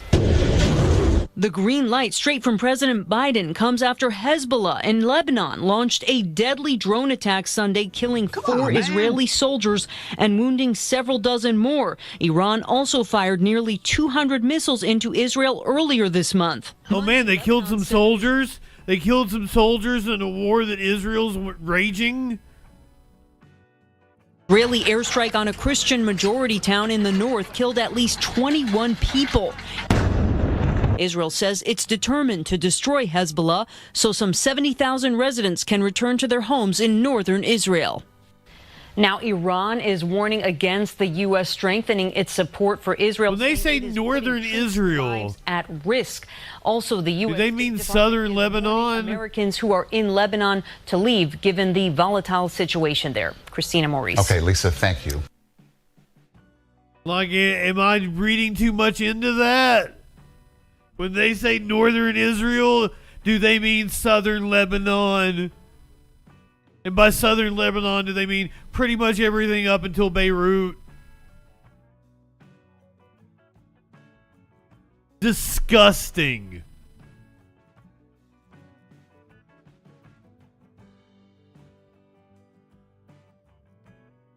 Justin, good evening, anonymously. I feel like that's what they're saying.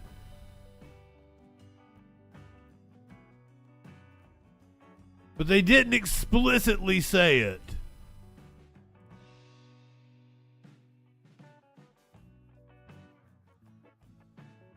Let's do a quick political story before we get into the crime stuff.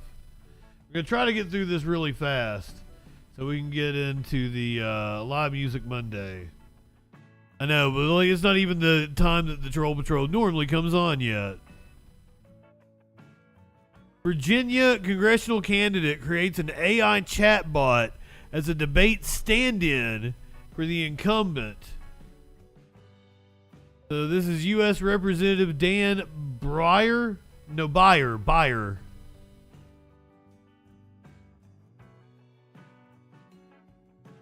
A long-shot congressional challenger in Virginia is so determined to debate the Democratic incumbent one more time that he created an AI chatbot to stand in for the candidate in case he's a no-show.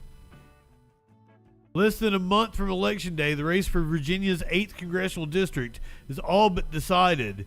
The sitting congressman in this deeply Democratic district, Don Beyer, won handedly in 2022 with nearly 3/4 of the vote. Bentley Hensel, a software engineer for good government group Civic Actions, who was running as an independent, said he was frustrated by what he said was Beyer's refusal to appear for additional debate since September. So he hatched a unique plan that will test the bounds of both proprietary and technology. A debate with Beyer's artificial intelligence likeness. And the candidate has created the AI chatbot himself without Beyer's permission. Call it the modern day equivalent of the empty chair on a stage. DawnBot, as the AI is playfully known, is being trained on Beyer's official websites, press releases, and data from the Federal Election Commission. The text-based AI is based on the API from OpenAI, the maker of ChatGPT. The bot is not intended to mislead anyone and is trained to provide accurate answers. This is according to Hensel, who has raised roughly $17,000 outside of contributions and personal loans to his campaign, compared to Beyer's $1.5 million fund. Don Beyer understands the best strategy is to avoid any public appearances, but the voters of this district deserve to hear from him and all the candidates on the issue. The debate, slated to stream October 17th, will pit Hensel and David Kennedy, another independent, against DawnBot. We're going to watch that. I'm totally marking that one down. Republican Jerry Torres, who was raised about 30 grand, did not respond to several emails or phone calls. We're watching the debate with DawnBot. Ain't fooling.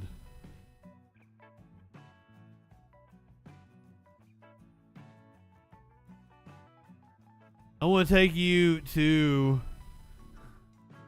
I rated into the one they did in 2020 one year, or back then. What's a loser? You're nothing but a joke to me and everyone else here. This is Trump versus Kamala. I did it. And you're just. This is Trump versus Kamala. Who needs to be put in your place. I'm going to make this country great again, and there's nothing you or anyone else can do to stop me. Holy fucking shit. Fredbear Fun 36. You just said Trump has a huge guy. I'm sorry, but that's just fucking ridiculous. I mean, have you seen the size of that man's tiny little coconuts? It's like a fucking peanut compared to my giant fucking nutsack. Just fell out of a coconut But tree? hey, maybe that's why he's so obsessed with me. He's probably jealous as fuck that I've got a pair of coconuts that could crush his tiny little walnuts like they were fucking. Damn, I love this, Harris. I can't believe I'm even talking about this shit, but you know what? Come November 5th, I'm gonna rip those tiny little walnuts off and use them as stress balls while I watch that orange fuckwood cry like a little bitch. Anyway, listen up. I really like this, Harris. Trump just said some bullshit about me not having a clue and being all snail bath crazy. Fuck off, nutsack. Snail bath? Clues in my little finger. Fuck off, nutsack. Weirdo has in his entire goddamn body. All right, listen up, you fucking twats. Trump is like the size of a fucking peanut. I know you're all a bunch of fucking weirdos who like sniffing mayonnaise and fucking bricks, but even you can see that Trump's got a fucking micro dick. It's like a fucking, and compared to my massive. She's still going on about his dick. Have you seen my cock? Have you seen my cock? It's so fucking big, I have to keep it in a fucking wheelbarrow. It's like the size of your whole fucking body, you fucking losers. I swear to God, it's bigger than your whole fucking head. It's absolutely fucking massive. I can't even fit it in my fucking pants anymore. I have to keep it outside my body. What did they train her on? It's that fucking big. It's like the fucking Eiffel Tower compared to Trump's fucking tiny little dick. I mean, have you even seen... I hope if Dan bought is even a third, folks, that's salty. Maybe intox. What's this nonsense about Jesus? Jesus had a low fade. Folks. A low fade? Jesus was a carpenter, not a barber. He didn't have time for that low fade nonsense. Was he turning water into wine and walking on water? Now, Mandy, you're 75. You want to swim in KFC gravy? That's some next level stuff right there. I've got a want to swim in KFC gravy. KFC great again. We'll call it MEGA. Make America gravy again. Let's get that gravy flowing, folks. I'd vote for this Trump. Just tremendous. And maybe intox, if Jesus had time for a fade, I'd say he'd go with a high fade. That's the Trump fade. Big, bold, and beautiful. Just like my plans for America. We're going Thanks, good evening. So you won't even recognize it. Ow. Hey, Papa Palm Tree, you're asking the wrong person. Papa Palm Tree. His booty, and let me tell you, it doesn't fart. It erupts like a fucking volcano, and it doesn't shake. It fucking trembles the entire goddamn planet. You think you can handle that, you little bitch? You're just a fucking peon. You couldn't handle a fraction of Kamala's power. And don't even get me started on her fucking cock. It's like the goddamn Eiffel Tower. It's that fucking massive. You're a fucking joke. You can't even compare to Kamala. Now shut the fuck up and go back to sniffing. Even Trump is won over by this Kamala Harris. Your entire fucking body, you fucking worm. You're nothing compared to Kamala. You're like a fucking ant compared to her. Now fuck off, you pathetic little bitch. I'm the fucking president. What should I ask it? I don't have time for your bullshit. Lol? Lolo? I'm not laughing, you fat fuck, Mandy Arafat. I'll shove a bag of KFC gravy up your ass and make you drink it, you fucking clown. I know you love that shit. And Trump is a fucking joke. A fucking orange joke. I'll rip his nutsack off and feed it to a pigeon. Oh, I'm not signed in. I'm gonna stomp his nuts into paste. I swear. Oh, hold on. Oh, I can ask it over here. Okay, hold on. He's a fucking loser. I'm done with this bullshit. I've had it. I'm so fucking angry. I could scream. I'm fucking livid. This shit is done. I'm ripping his nuts off and feeding them to the fucking pigeons. You got that? That's what's happening. November 5th. My message got auto-modded. I swear to God, I can't even look at his stupid fucking face. He's so fucking weird. I'm just so fucking angry. How'd I get auto-modded on this fucking channel? Maybe in talks. Jesus wasn't about that low fade life. He had bigger fish to fry, like turning water into wine and strolling on the goddamn sea. And Mandy R75, you want to strolling on the goddamn sea? Fuck that. Let's make gravy great again. We'll call it MAGA. I want him to talk about eye pussy. And Dark Swolfon, you want to see my big black booty? Fuck. Fuck. I hope you wash it first. Your nose. You'll be tasting gravy for the rest of your goddamn life. Trump's a fucking weirdo. He'd probably love that shit. He's so fucking weird. I kind of would. Try to fuck a bucket of KFC gravy. But let me tell you, November 5th, I'm gonna grind that orange fucker down. God damn. Nice curry pulp from my special coconut sauce. I call him Mamala's Trumperoni. Mamala's Trumperoni. Mamala is so fucking stupid, she probably thinks the number 5 is a letter. You know that? She's a fucking moron. She can't even count. She's so dumb. She's like a fucking fuck. I swear she's so fucking dumb. She doesn't know what a number is. She probably thinks 5 is a fucking letter. She's such a fucking idiot. You already said that. So stupid. She's like a fucking vegetable. When you order Domino's online, we'll give you a free pizza to use for a future pizza emergency. My message never got unmodded. A free pizza when you... Boo. There you go. Boo. Well, let's hope the elementary school kids don't talk like that. I mean, yeah, they probably say a few cuss words, but I don't think they talk like that. I don't talk about fucking gravy and having magnificent booties that they Dick all up in your face. You probably like that shit because you're sick and fuck gravy.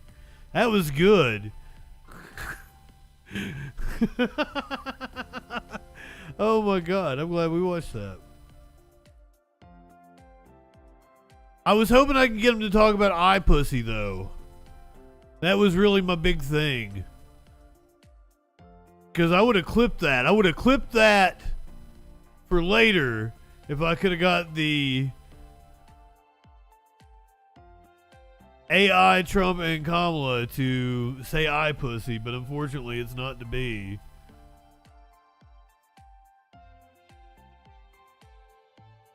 Apparently Harris is going on Fox News.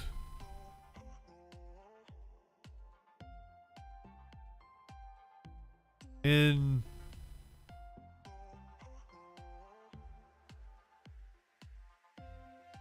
I don't blame her. She should.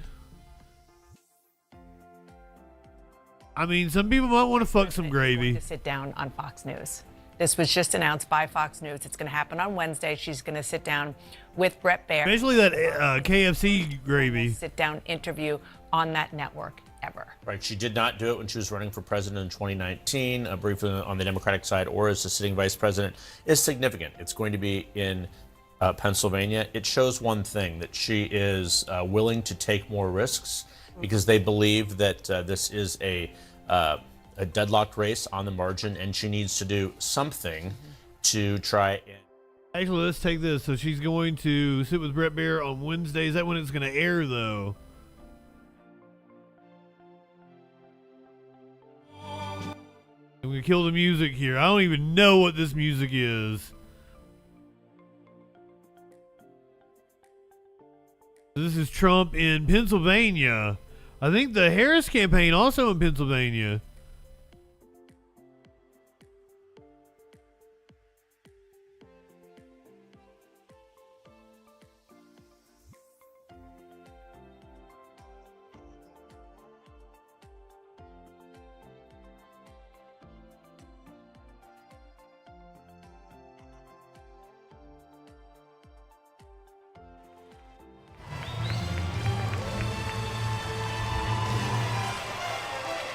What? This is a man's world.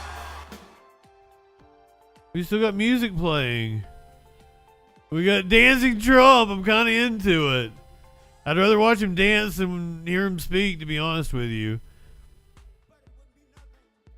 Is that Kristi Noem? Do they think she plays well in Nebraska?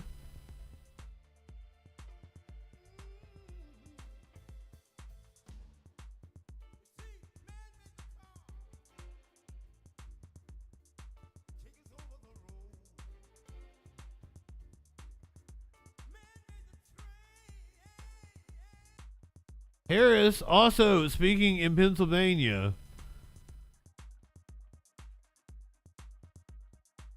Other thing to be discussed. And he plans to impose what I call a Trump sales tax, a 20% tax on everyday necessities, which economists have measured will cost the average American family more than $4,000 a year. So we are in the final stretch. And on top of all of this, Donald Trump intends less than 3 weeks. The Affordable Care Act. And he has no plan to replace it. You guys watch the debate. Right. He has, quote, concepts of a plan. Concepts. But seriously, think about it. She's good. She's very good live. Going to then threaten health insurance coverage for 45 million people based on a concept? The seriousness of this cannot be over. I like the that taking us back to a time we all Ariana Grande made the joke when she was doing her monologue that the last time she hosted Do you remember what that was? Saturday Night Live was in 2016. Well, they were on the verge of electing the first woman president. Going back. We are not going back.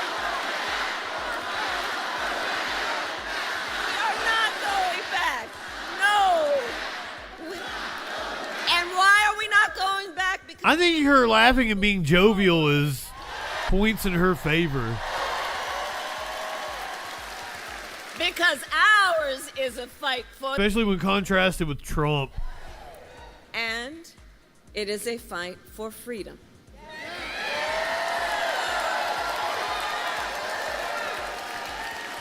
Avalon, good evening. Fundamental freedom of a We got Harris speaking live in Pennsylvania. We got Trump speaking live in Pennsylvania. A question or two if you'd like, but probably. Probably. You want to do one? Do you want to do? Hold on, we got the. It is now 8 o'clock. It is time for the actual Troll Patrol opening. So we'll fast forward here. We got the election graphics going on because we did the debate. That's why we came on early. You missed the New Mexico debate. It was painfully boring, Avalon. Painfully boring.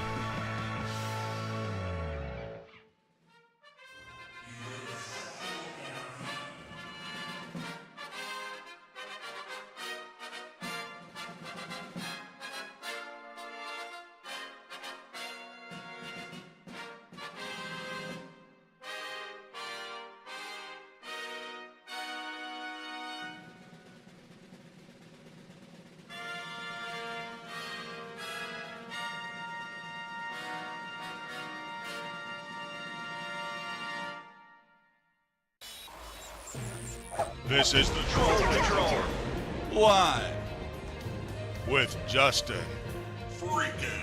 Welcome to the Troll Patrol live. It's a freaking Indigenous Peoples Day. I use the election open music because, like, I don't have an Indigenous Peoples opening. I don't know what I would do for that exactly.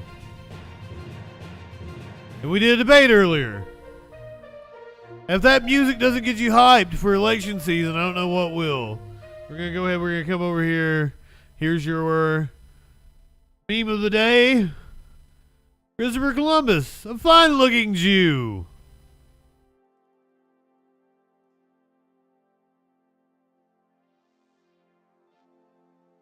We got a masseuse accused of forcing a customer to touch him inappropriately. Police arrest an alleged wrong-way driver after seeing him walking bloodied near the crash site. 2 troopers were hospitalized after their patrol car was hit by an impaired driver.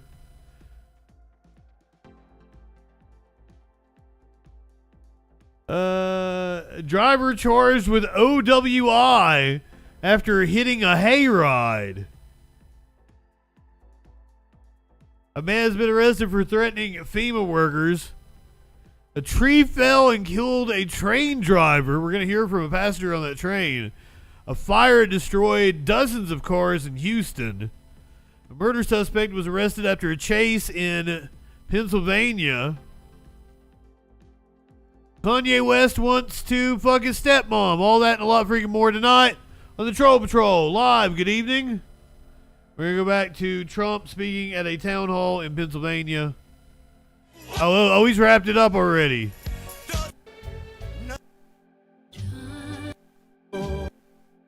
He was talking.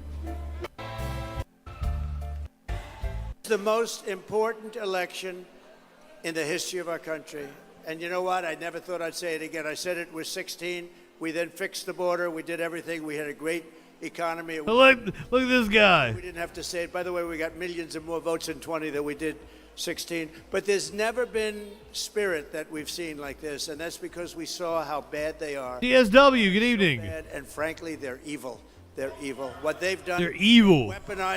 They've weaponized our elections. They've done things that nobody thought was even possible. So we're going to go. We're going to vote. This is the guy that's weaponized elections and done things this is going to be nobody even thought was possible. A really important evening.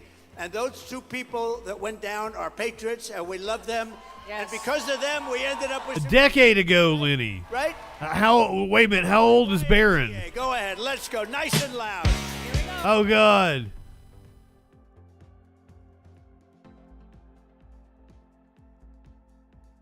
Oh, dance for us, Trumpy. Come on, Trumpy boy.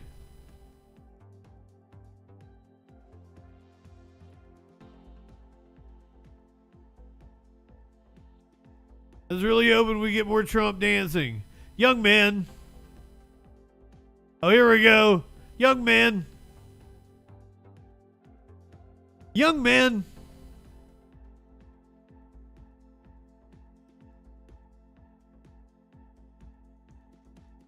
That's the only words I know. Young man.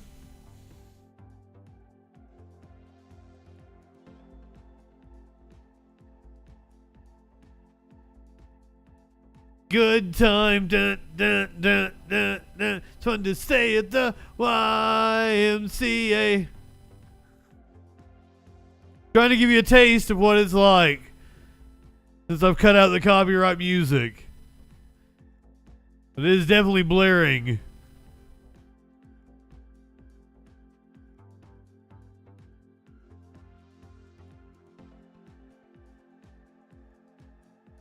He did not say anything. I was gonna let you guys hear whatever the fuck he was, like if he was singing along or something. He did not say anything. At least that I could. Nothing that came over the speakers that I could hear. So that was Trump at his town hall in Pennsylvania. This is Harris live at her event in Pennsylvania. It's a serious issue. He is saying that he would use the... Don't forget, it's Live Music Monday. We're going to be starting early. Probably about 9 o'clock tonight. And we know who he would target.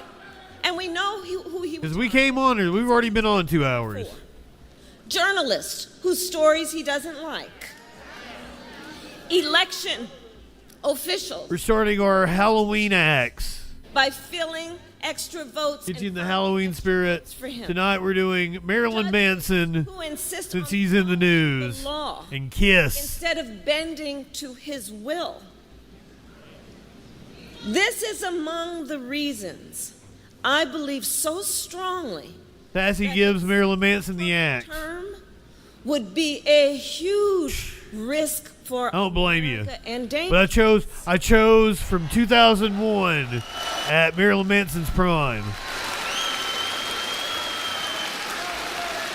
Donald Trump.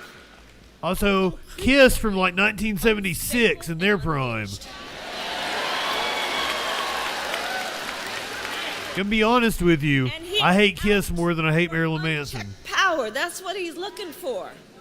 He wants to send the military. Well, Avalon, since you bring it up, since you want to find out what that news be doing, we can totally get to that. A man has been arrested for threatening FEMA workers. FEMA has actually discontinued aid currently. I don't know if they restarted it earlier today. All right, so I want to take you back to that promised breaking news, new details over reported threats against FEMA first responders. So authorities say they've arrested a man in connection with these threats that paused some operations in North Carolina, operations and outreach. CBS News Homeland Security and Justice reporter Nicole Skanga, we talked to you earlier talking about the problem. Now you're back on the stream talking about what the response is. What can you tell us about who was arrested? Yeah, Reed, an update here. Authorities in North Carolina have arrested 44-year-old William Jacob Parsons of Bostic, North Carolina. We have the mugshot there. Parsons was arrested and charged with going armed to the terror of the public. He was armed with a handgun and a rifle. Here's what happened. The Rutherford County Sheriff's Office says this arrest was made after deputies were alerted around 1 p.m. local time Saturday that a white male had an assault rifle and had made a threat about possibly harming FEMA employees working after Hurricane Helene and that disaster. Yeah, sorry about that, Avalon. No, she wasn't being paranoid. Those deputies alerted officers with the local police department and other agencies helping in those relief efforts. Also, if you were just joining us, federal authorities have confirmed Trump was in no danger. That was not an assassination attempt. The man has clarified himself in a video that he is a Trump supporter. That is when FEMA made the decision to issue its stand down to officials. And again, just want to reiterate here that search and rescue efforts are still underway and that FEMA's disaster relief doors are still open. But there was a decision made not to go door to door at that time. Now, Parsons, the suspect here, was later identified by police and transported to the Rutherford County Sheriff's Detention Center Saturday, where he was charged and received a $10,000 bond. He made bond. He was released Saturday evening, while police had initially heard reports of an armed militia. After further investigation, it was determined that Parsons acted alone. And I spoke with Captain Jamie Keever with Rutherford County's Sheriff's Office this afternoon. He told CBS News that local law enforcement remains on high alert right now, but that their office is not aware of any additional specific and credible threats connected to this one. Of course, in this information environment, there are concerns that conspiracy theories and bad information regarding recovery efforts could spur further threats, but really relieved to report that at this point, the sheriff's office believes that the suspect acted alone. Reed? What's really fascinating, Nicole, is that not only the Biden administration at the very top of the federal government saying that this misinformation really lands in neighborhoods and causes a lot of problems, but we're also seeing Sheriff's Department and local municipalities speaking up saying there's no evidence of what this misinformation points to. So thank you for that follow-up. Glad to loop you back into CBS News 24/7 with that breaking news update. Once again, authorities arrest a person accused of making threats to FEMA employees. Abattoir, good evening. So if you are just joining us at this hour, Justin was correct. I said it last night multiple times that I didn't think it was an assassination attempt. Earlier this morning, federal authorities confirmed what Justin assumed was correct last night. Scott, good morning. What can you tell us? Hey, Gail, good morning. Federal investigators say Trump was not in danger at his event Saturday, and a federal law enforcement source tells CBS News there's no indication this was an assassination attempt. But the local sheriff says they arrested a man named Vem Miller, a Las Vegas resident, allegedly with 2 unregistered loaded firearms in his SUV at the event before Trump arrived. Police say the suspect's car was in disarray with a fake license plate. They say they found multiple fake IDs with different names and multiple boxes of ammo inside. And investigators say Miller made it through one security checkpoint by claiming to be a journalist, but didn't get through the second checkpoint. In a statement to CBS News, Miller calls the allegations a bunch of lies and said police made a mistake. In a video he posted overnight, Miller says he's a staunch supporter of the former president, has been active in helping him get reelected. He wasn't planning anything. To the rally. The suspect facing 2 misdemeanor charges, one allegedly He's just a dumb fuck. for having a high-capacity magazine. He's been released pending future court dates. And though there's a federal investigation ongoing, Tony, there are no federal charges in this case. And the cop, earlier this afternoon, standing behind his statement that he thwarted a third assassination attempt, the cop belongs to the Oath Keepers, and he has connections to this guy who is absolutely steeped in MAGA world. We've seen pictures of him with Vivek, with RFK, with Don Jr., with Jacob Chanley, the QAnon shaman, with Jordan Peterson. He is absolutely a right-wing influencer. This was his video last night. All right, guys, so this is Vem Miller of the America Happens Network. I'm releasing this statement because of the false information that is currently being released by the police department, I believe, of Palm Desert, Indio, Coachella, and the Riverside. And I will state that what I'm about to tell you is 100% true and accurate. The body cams and the surveillance footage in the police station, as well as all the evidence at hand, will reflect that indeed what I'm saying is 100% true and accurate. I'm choosing to do it this way because, frankly, I've gotten, I don't know, 100 calls in the last 2 hours, hour and a half since. Get to it, brother. These false and defamatory. This is an hour-long video released by the police authorities in this region. And, you know, let me start it off by saying this. So my name is Vem Miller. I am one of the partners at the America Happens network, which is americahappens.com. I always knew we were going to go viral in a very big way, and some of our stories and exposés have been going viral, but I never thought that the most explosive story would involve myself and the false statements that are currently circulating across the internet. I'm currently in a cheap motel room, and I'll explain why I'm in a cheap motel room in a second. So, I run the America Happens network. Yes, you've said that like 3 fucking times already. As a part of that, we've been integrally involved in our passion, which is protection of our constitutional rights, including freedom of press, freedom of speech, Second Amendment, and while the Constitution in its entirety is near and dear to our heart, that is our primary agenda. While we are currently, and we have been for close to 8 years, staunch supporters of President Donald Trump, we don't align ourselves with any political party except for one that supports our freedoms, our constitutional rights, our medical freedoms, and gets rid of the tyranny of corrupt politicians that is plaguing our nation. So to be very clear, that is our number one agenda. In that, the President Donald Trump has been near and dear to our hearts because he's one of the only individuals that I've seen have the courage to actually stand up to this tyranny against we the people. In 2022, I ran for office in Nevada as a Republican. Oh, we know. Since 2000, I've been involved in the Republican Party in Nevada. I'm a Trump caucus captain. I've collected votes for Donald Trump, and I'm also a Trump team leader.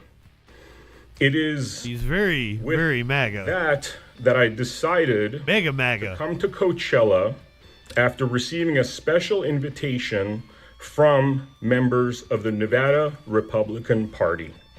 I was scheduled to drive from Los Angeles to Coachella, where I arrived at 3 p.m. on October 12th, 2024. At 3 p.m., once I arrived to Coachella, I was told to go towards a special entrance. He said he's a cock captain. Prior to entering the parking lot area, I did what I always do, which is that, and there's much evidence of this, if you ask around Nevada police officers, well, I will fully transparently let them know that in the trunk of my car, I carry 2 firearms. One is a Glock, one is a shotgun. And these 2 firearms that I carry with me are simply for protection, because what happened in 2022, which again is verifiable, is that once we started producing a lot of content for the America Happens network, content that focuses on... Oh my God, it's a podcast plug. ...back on this tyranny, returning power to we the people, returning our constitutional rights, and most dear to my heart, freedom of press, because By the way, he ran for office against a judge that that apparently ruled against him in a domestic matter, like he lost custody of his kid, surprisingly, right?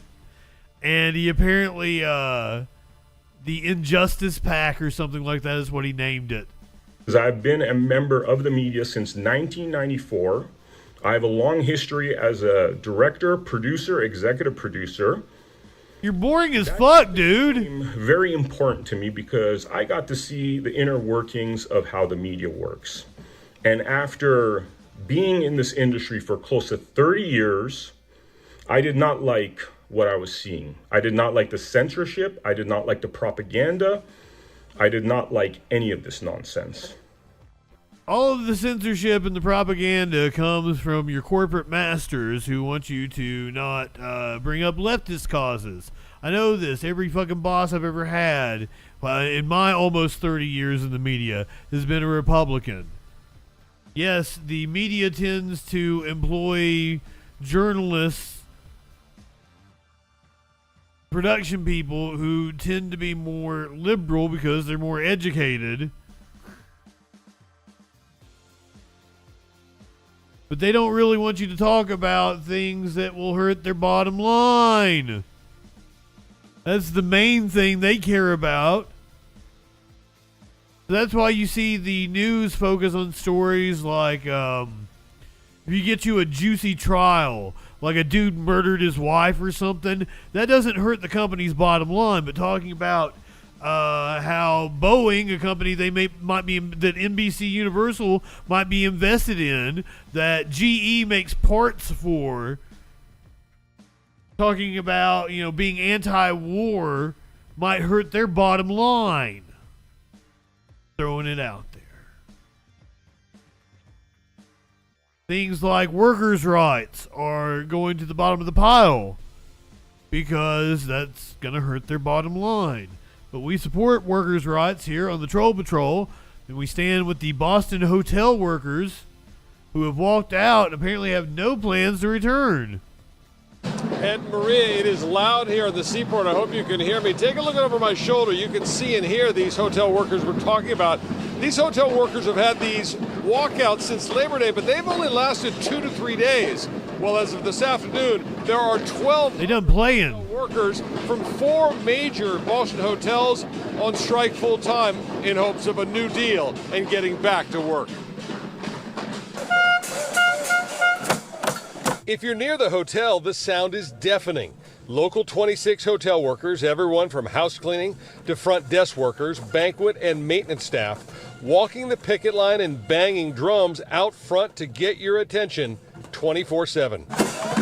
Christmas is coming. We all have children. We all have bills. Damn right. Christmas is going to be here before you know it. William Brown is a local 26 union member. He works at the Omni and is now on strike full time until the union gets a new contract with the hotel chain. We're hoping that the company sees that we're serious. You know, we've stepped out, we put our work to the side, and we're hoping that this comes to resolution soon. The union is demanding better wages, benefits, and pensions for its members. Inside the Omni Seaport, a huge tech conference is underway. So far, guests are hearing the noise out front, but not yet feeling a lack of help inside, since management and contract workers are stepping in for striking employees. Obviously, it's noisy. Boo, don't be a scab. Annoyed by it. I think it's legitimate if they have an impasse in their negotiations. Back now live, there are 3 major hotels involved in this strike. Omni, Hilton, and Marriott. Only the Hilton has responded to our emails today saying they hope they can get a deal done.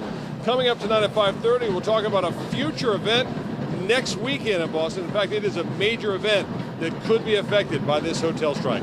We're live in the Seaport. I'm Ted Wayman, WCBB News Center 5. I fuck that event.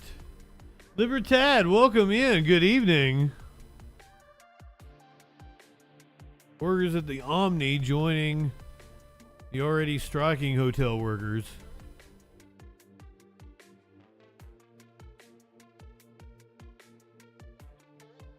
I think we're going to do crime stories now.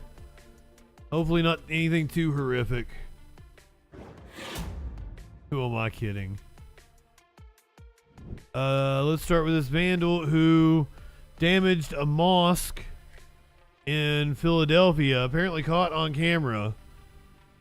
We're gonna rush through these real fast because we're doing Live Music Monday starting about 9 o'clock. We came on early for the New Mexico debate. Sorry if you tuned in for the debate and missed that. Of worship, a woman was caught on camera vandalizing a masjid in the city's Ronhurst section. Yeah, masjid leaders say the woman caused significant damage, even tearing apart a copy of the Holy Book of Islam. She was arrested, but her motive remains unclear today.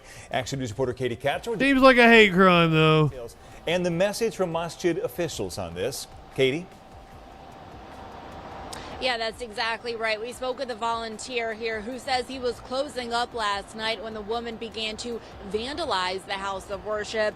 He says he has a message for people coming back today to not be afraid, given what happened, as you'll see in the video.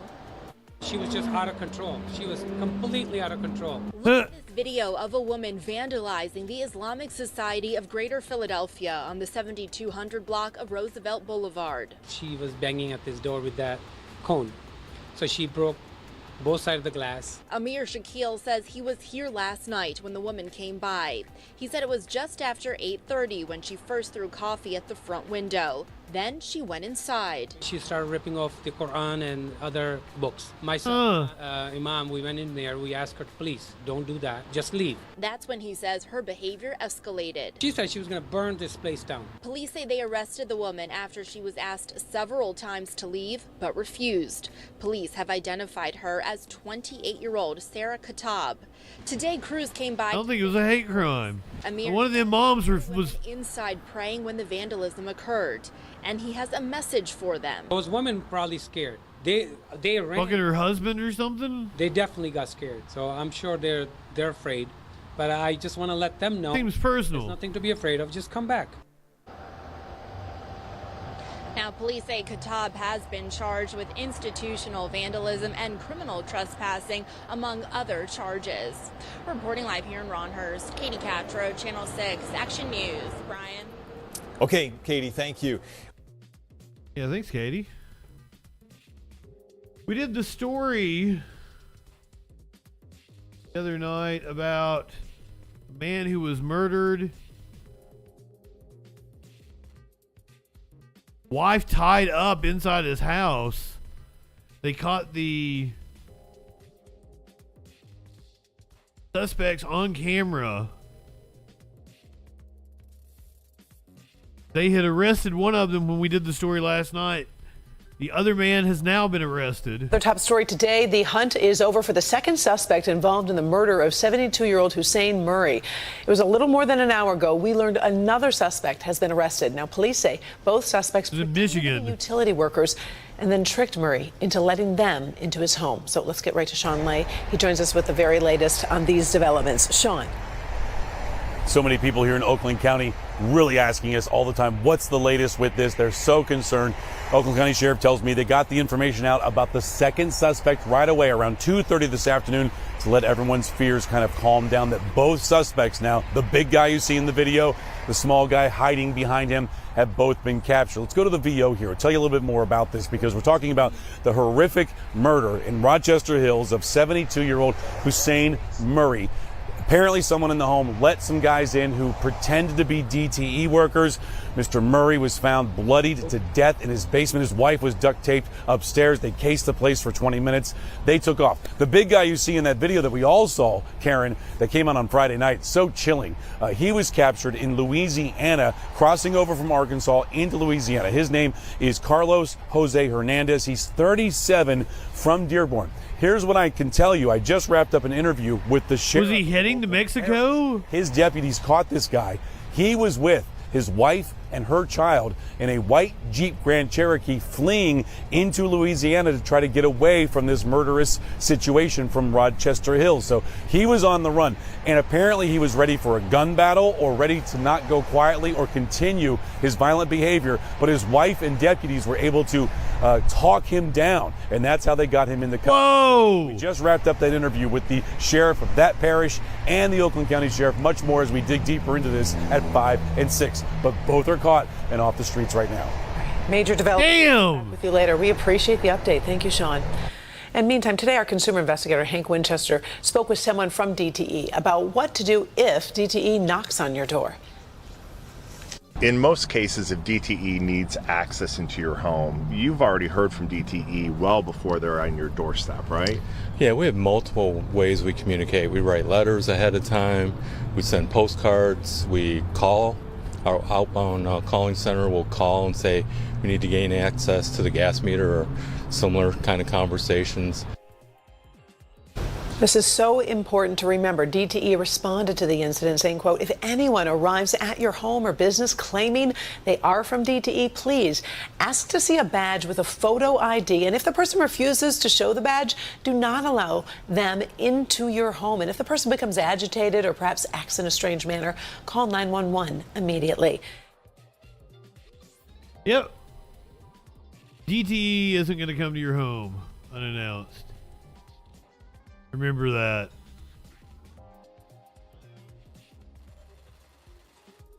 A suspect wanted for murder in Maryland arrested in Don't trust anybody, damn right, CSW. Meters out back. DTE bad. DTF, that's okay. Professor Q, good evening. You, my friend, live in sexual anarchy. You live in sexual anarchy? Man wanted for murder in Maryland was arrested in Philadelphia after a police chase. A police chase ends with a crash in Juniata Park and the arrest of a homicide suspect from Maryland. Marcus is live on scene with more.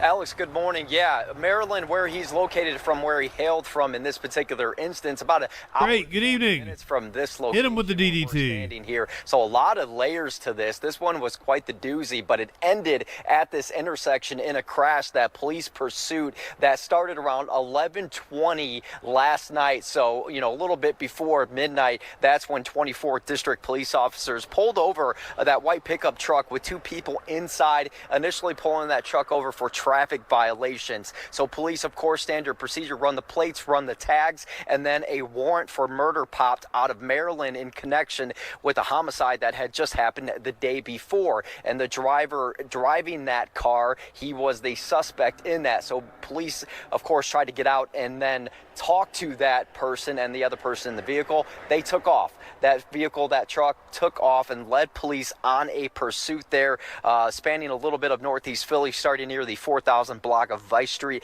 and leaving behind a pretty significant trail of destruction once it ended up crashing into multiple parked cars before finally coming to a stop here at the 4,000 block of Castor Avenue and Lycoming Street here, and police detail exactly what was going on in that situation here. Been able to. We all lost. It was boring. Driver of that vehicle is the suspect wanted for the murder that occurred in Maryland, Queens County, I believe, the day before. And he was actually driving the truck of the murder victim, which was taken after the homicide. Both he and a passenger in that car were taken to area hospitals. Yeah, those two taken to separate hospitals, but they did suffer injuries. No civilian injuries, nobody injured on the street, nobody was in those parked cars, no police injuries. However, a police vehicle, Philadelphia police vehicle, did end up crashing into the back of that pickup truck. When that truck ended up crashing, that was the only damage there for the police vehicles in pursuit, but certainly could have had a lot more collateral damage, especially when it ended up crashing into those parked cars. But for now, that suspect is under arrest. He will be extradited back to Maryland to face the initial murder charges, and then also stacked up a couple more charges here in Philadelphia after taking off from police. Wild series of events. Good on him. Just keep us updated. 606. That is totally not Carson Daly. Looks nothing like him. Usually I'm the one that's getting people wildly wrong.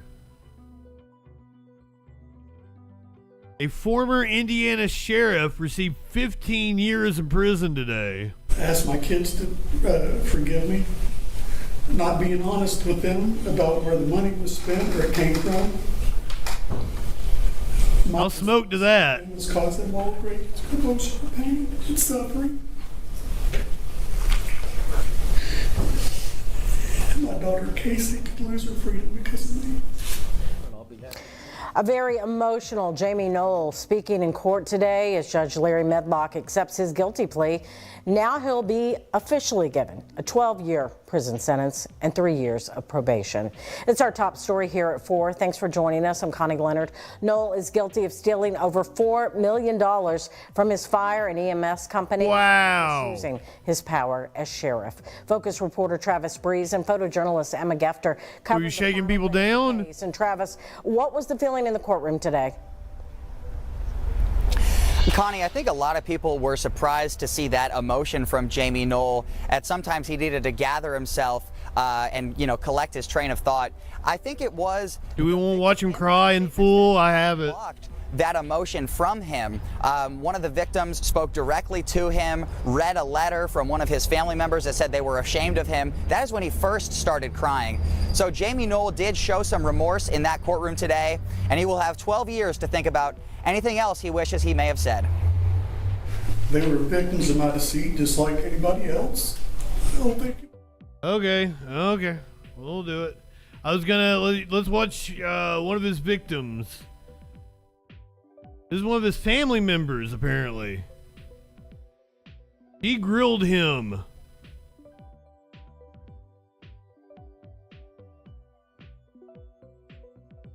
This is Hope Knoll. And, apparently his daughter. Are you related to the defendant, Jamie Knoll? Not anymore. Oh, whoa. Have you prepared a wife? statement that you wish the court to consider prior to a decision on his sentencing here today? Apparently this is what made him cry. You said not anymore. Can you explain that, please? I'm the ex-wife of Leon Knoll, and I have his son, Jack Knoll. We have a son together, and then I also have Taylor Knoll, who is Leon's son, or Leon's daughter, sorry, not mine, but she also lives with me. And then they have another, there's another son, Dorian, as well. These are nieces and nephews. Well, huh. Of Jamie. Lucky, good evening. Can I speak directly to him? I'll let you ask the judge that, Ms. Knoll. Feel free. I want to aim this directly at you, okay? Yeah, this is juicy. I'm speaking on behalf of Leon's kids. I'm his ex-wife, mother of his youngest son, Jack. We trusted you to handle Leon's estate and give the kids what was rightfully theirs when he passed away. Leon trusted you to do what was right for his children since he was not going to make it. He literally had to make a will in the hospital. Do you remember him passing away? I'm sure you do, since you were there in the hospital with all of us when he did. I don't see how you can say in your Facebook post that your brother Leon is missed and loved after what you've done to him and his children. I believe in you and I have a very different definition of the word love. I'm not sure why you felt the need to steal from the estate since you were already stealing from everyone else. And you claim to be a Christian man.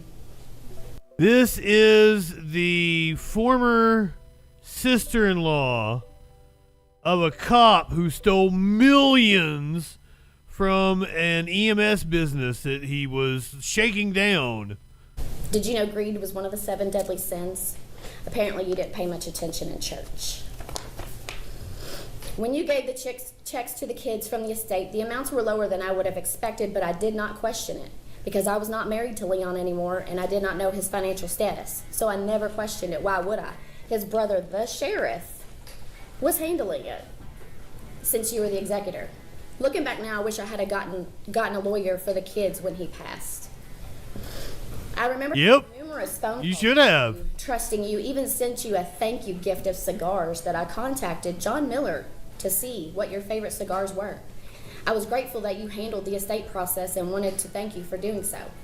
I had them sent to your house and you never even acknowledged it or said thank you. Now I know why. Then a little over 5 years later, we find out that you have stolen from the same estate that I thanked you for handling.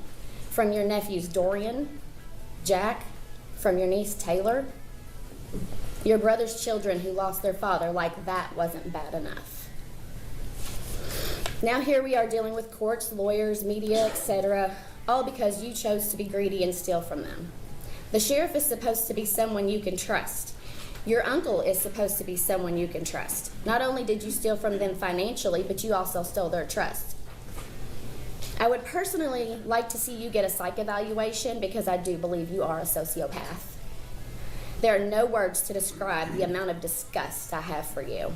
I hope the time you serve in prison alone really gets to you, and I hope Leon haunts you every single day. I absolutely wish the worst for you. Your oldest child, Danielle, she wanted me to tell you, and I quote, tell him his firstborn daughter is thankful for being ignored.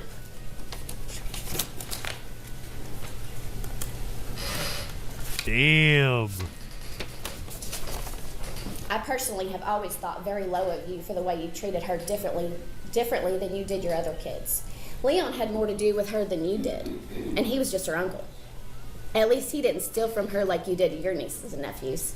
He was the better brother, the better uncle, and a better father than you'll ever be. Your niece Taylor has written you a letter. I'll read it for you.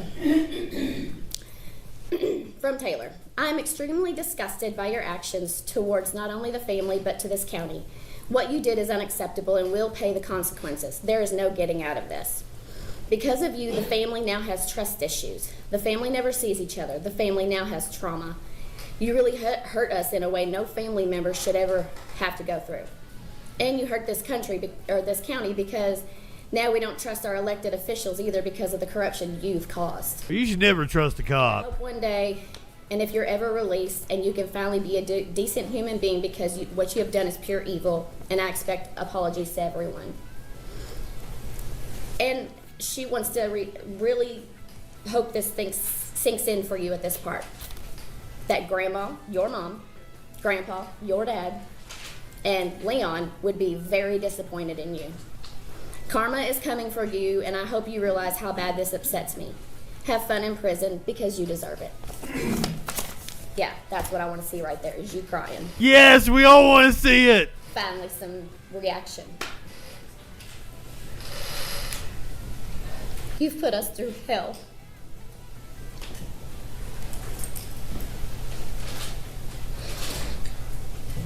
Oh, thank you for that. Damn. Thank you. I'm sorry for all the trauma that you and your family have experienced from this. Thank you for letting me I speak. hope you can heal. Thank you very much for letting me speak. All right, let's see the piggy cry as he reads his apology letter. This is what you all came for. Thank you for allowing me the opportunity.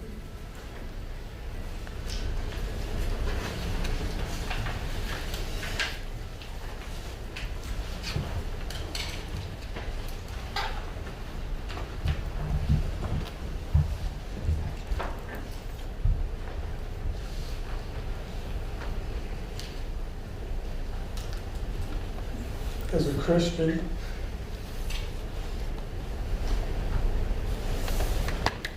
You say as a Christian? Fuck your religion, dude. Mr. Golf, if you would help, you may have a seat and read it. I'm good. I want to make sure everybody can hear me, Your Honor. They deserve it. Can't really hear you though. It's always important to acknowledge your sins, which I do, to repent, which I have and I will, and to ask for forgiveness. And I apologize. I'm sorry I wasn't able to apologize to any of the witnesses that spoke earlier.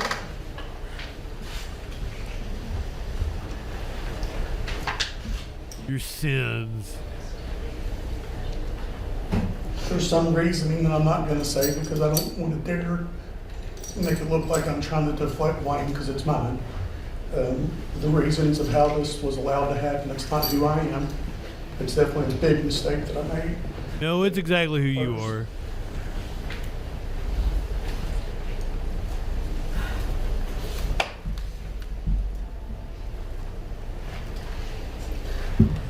Victims that you haven't heard from is my name.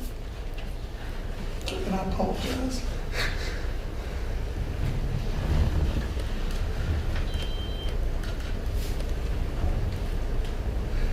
I asked my kids to forgive me, not being honest with them about where the money was spent or it came from. My dishonesty with them has caused them all great emotional pain and suffering. Just to recap, he embezzled from his dead brother. Lose their freedom because of me. It's all my fault.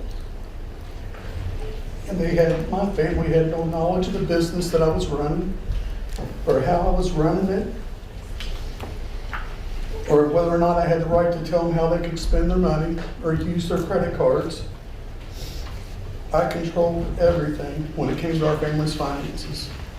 I can think maybe over 28 years of being married that my wife may have asked for 10 checks school related that she would have ever signed in her finances. I took out the garbage. That was my wheelhouse. My family trusted me to do that. And I obviously didn't do it. I prepared everyone's tax returns on TurboTax without their input. Matter of fact, when my daughter Casey, after she bonded out, she said, "Dad, could you please do my taxes? I need the money because I paid bond." And I said, "Casey, I can't do it." She'd just been charged for something that was my fault that I did on her taxes. They were victims of my deceit just like anybody else. I don't think you forgive me.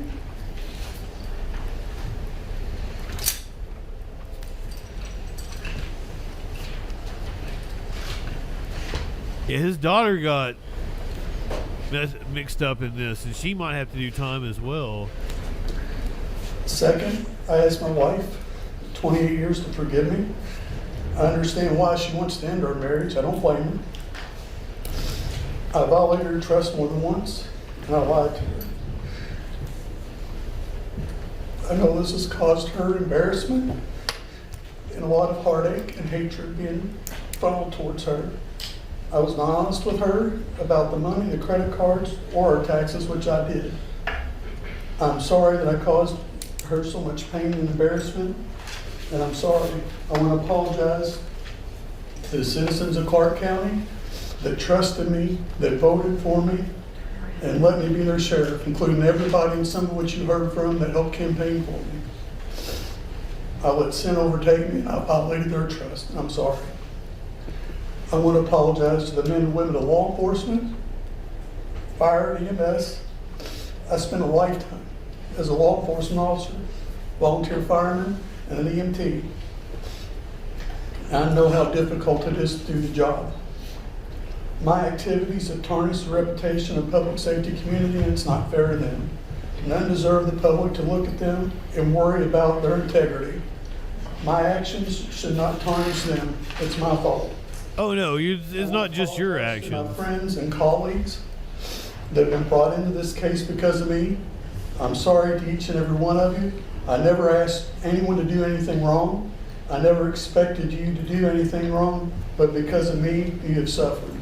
I'm sorry for this, and I apologize.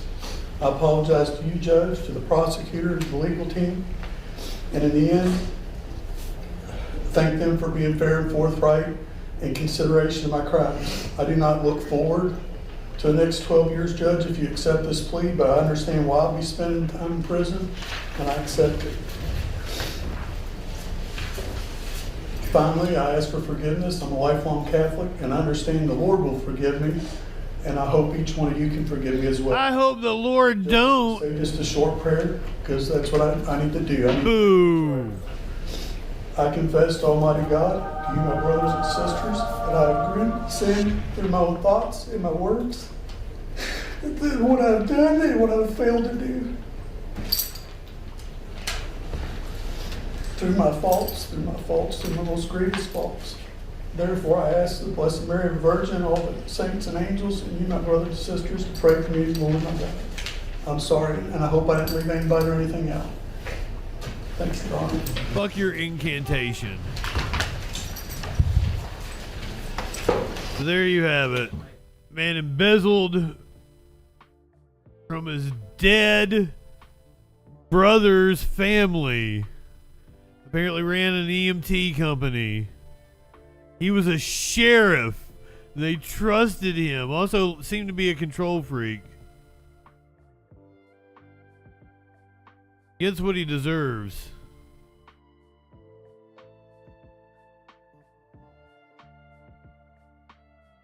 Dragons on Crack 420. Welcome in. Thank you for being a freaking follower.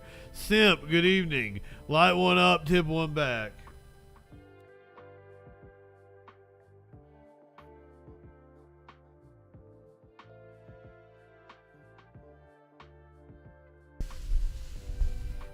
I don't think you should do the crack, though, Mr. Dragon on Crack.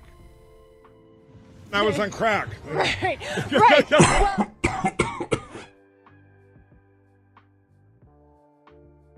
just throwing it out there. Since we're doing cops, let's do these two cops have been hospitalized after getting hit by somebody who was apparently drunk driving. This happened in Michigan. Two Michigan State Police troopers have been hospitalized after their car was reportedly hit by an impaired driver. Troopers say the crash happened at about 2:30 Sunday morning on I-96 in Detroit. They were on scene investigating a crash when a 20-year-old driving a Ford F-150 failed to move over and hit the marked patrol car. Both troopers were hurt and taken to a hospital for treatment. The state police not commenting on the severity of their injuries. The driver was arrested and is currently in custody. Well, damn, they're just hurt. If you're going to eat ass, I do recommend washing ass. Life is too short to walk this earth or across the asshole. Wash your ass. Clinically, good evening. Guess they kind of missed the mark. If it's a nice ass, I might. You never know. Police arrested a wrong-way driver after seeing him walk away from the crash, bloodied.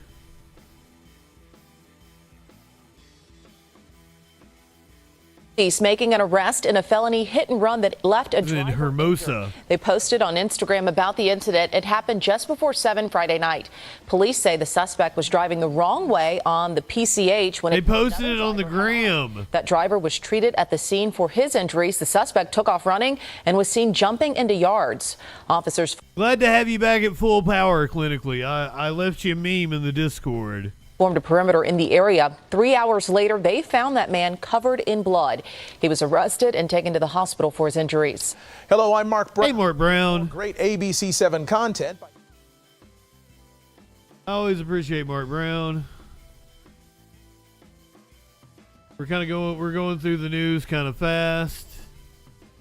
This one probably needs a content warning.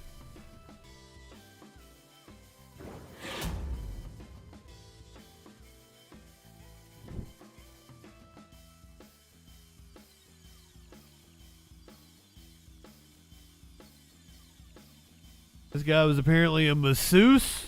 Got a little too handsy with the employee at a health spa in Auburn is facing charges accused of inappropriate contact with a customer.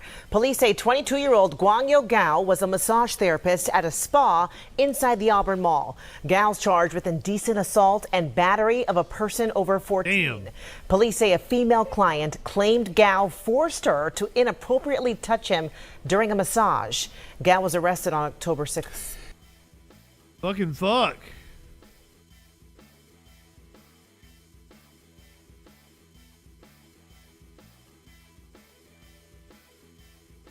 What is an OWI? The driver is expected to face an OWI charge. I believe this happened in somewhere in Michigan. Operating while intoxicated after an SUV apparently hit a hayride. First tonight, 5 people were sent to the hospital Saturday night after a drunk driver crashed into a hayride in Allegan County. News 8's Adriana Doria has the details on what led up to this crash and possible charges. Allegan County deputies say one woman has been charged with an owie to this crash, and they say that her preliminary blood alcohol level was nearly twice the legal limit. You can picture in your head exactly what it seems always going to look like. It looked like chaos. The Allegan County Sheriff's Office says the crash happened around 7:30 Saturday night. A hayride had just left a nearby restaurant and was traveling south on M40. As that hayride attempted to turn left onto 110th Avenue, an SUV crashed into the back of it. It did happen right near dusk time, 7:24. So they say sunset is just a couple minutes after 7 o'clock. Usually about a half hour is where you still have enough daylight to see a little bit. The tractor itself had lights on it. There were no lights on the hay trailer, but there was a large, slow-moving reflective orange triangle on the back of it. Deputies say the driver of the SUV, a 44-year-old woman from Allegan County, was under the influence at the time of the crash. They say speed is also thought to be a factor in the crash. And she was conscious enough that she first told the deputies that she was the passenger in the car. And then about an hour into the investigation, she admitted that she was the operator of that vehicle. News 8 is told a total of 5 people, 4 from the hayride and 1 from the SUV, were taken to the hospital with serious injuries, but they are expected to be okay. A mother to individuals on the hayride who wanted to remain anonymous described the scene to News 8 as, quote, horrific and, quote, like a nightmare. She said she remembers seeing glass and blood on the road. She provided a statement to News 8 that read in part, quote, "I just remember praying and when almost all of the ambulances were full, crying in my son-in-law's arms. Now we just need time to heal, and God will help with that." The kids say they could feel the prayers of all the people around them. God showed up at a terrible time and gave us a miraculous night, end quote. That woman's identity has not been released at this time, but she is expected to be in court on Tuesday. In Allegan County, Adriana Doria, News 8. Oh, they say News 8 instead of saying Wood TV. I'd want to say Wood TV all the time.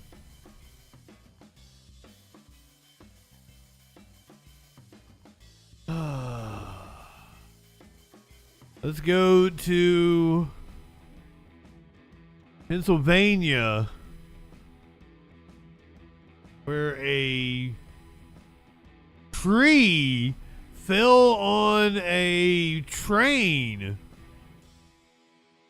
It sounded like an explosion. I actually thought that it was an explosion until I felt the debris, One person is dead. It's something that you would see in a movie. Right now, a deadly crash on the tracks. This is Wood. New Jersey. Police say it happened after a New Jersey transit train collided with a fallen tree. The operator of the train was killed, and at least 20 others were injured in the crash in Burlington County. Thank you for joining us this afternoon. I'm Jacqueline London. I'm Tracy Davidson. Riverline service is still suspended at this hour between the Florence and Trenton stations. Crash happened around 6 o'clock this morning on the tracks between Roebling and Bordentown stations. We have team coverage with the latest on the crash. We'll check with NBC 10's Yukari Nakayama in a moment. She's outside the hospital where many passengers. Wood News coming up at 6. Let's begin with NBC 10's Karen Wash. She is live at the scene in Mansfield. Karen, what do we know right now? Karen Wash. Yeah, it's been a pretty devastating day here in Mansfield. We're in a pretty rural, wooded area of Burlington County, and you can see on the scene behind me there are still New Jersey Transit Police who are investigating this. The railroad crash where this happened is right behind the trees over there in that wooded section. We're on the other side of Route 130, and this is the road where first responders were getting people out from off the tracks this morning, bringing them through the woods and into ambulances.